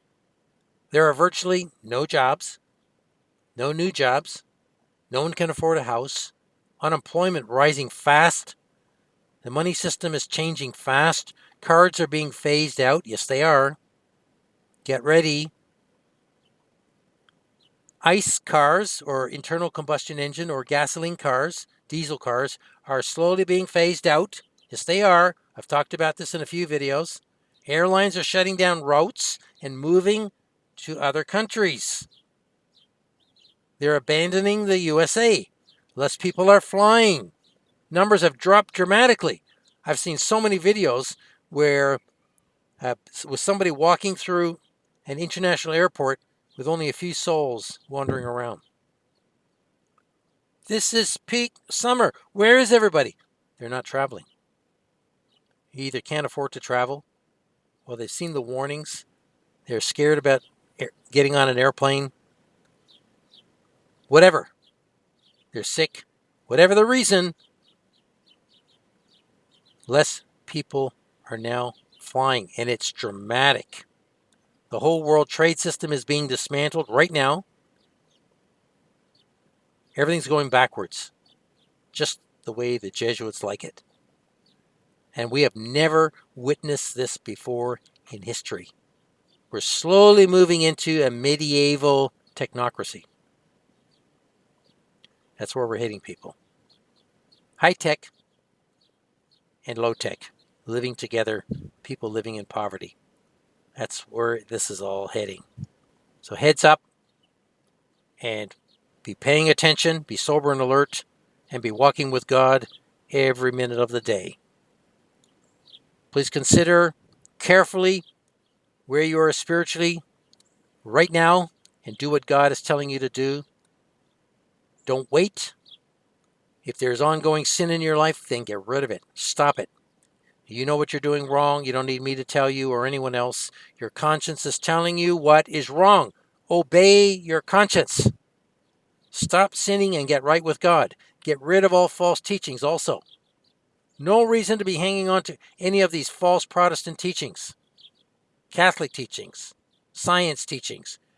Get rid of them, because they're going to deceive you, drag you down, prevent you from believing the truth, and they could even keep you out of heaven.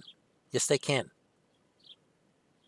That's why there's a warning in Galatians chapter 5 that all heretics go into the lake of fire.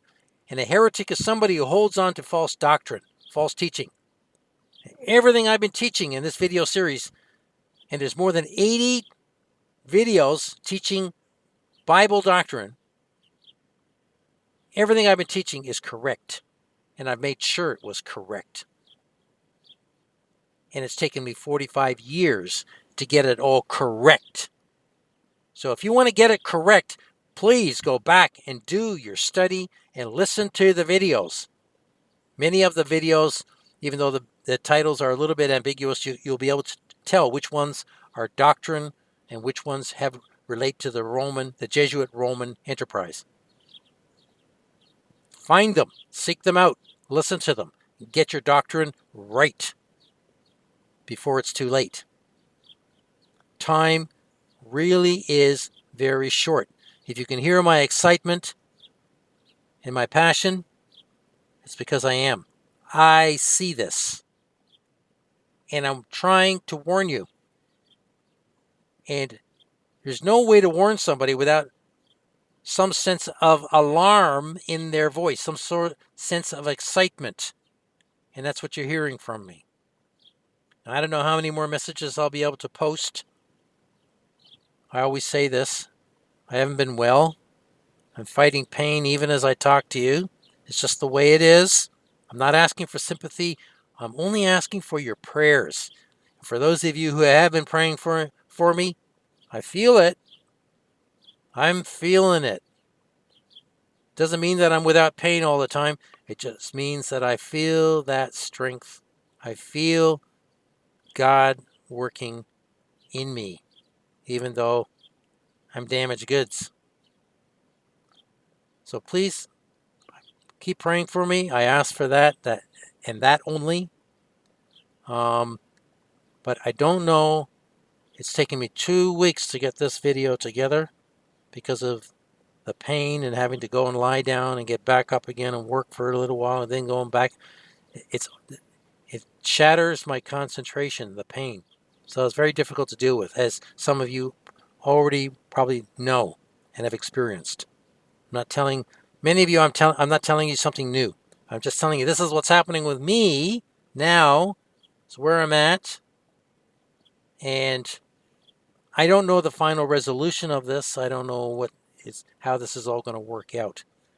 But I appreciate your prayers in the meantime. Please don't stop. Thank you so much. Appreciate all of you so much. The messages that you've sent to me. You just bring me to tears, people. You're bringing me to tears. Some beautiful letters and messages that I've received from you from all over the place. And I'm just so thankful to God. All I'm trying to do is get you all over the line, people. Trying to get you into the full knowledge of God. Trying to bring you to the full measure of the man, as the scripture says, so that you're ready for whatever is coming at us. And it's horrible. It's not pleasant. Please get yourselves ready. Spend every hour of your day, utilize it properly, utilize your time correctly. Be in God's word, be in prayer, and be mindful of the time in which we live, because the days are exceedingly evil. I'll put all pertinent links in the description box below. Please share this information with others as you're able. If you can, if you know any souls that are still unsaved, unjabbed, please share with them if you can. As I've been saying in previous videos, I may suddenly be unable to post anymore, and who knows, this could always be my last. Amazing that I've got this far. So, All Truth Online is going, folks. I see it being erased. I see the changes every day. I turn on my computer. And so, get ready for that. Don't be shocked by it. Be prepared for whatever is coming. I pray that God would keep and bless you all in the perilous days that lie ahead. I'm praying for you that God would strengthen you in faith and wisdom, and that you would stand in the evil day. I'm praying for you, and I hope that I can speak to you in another video message. God bless you.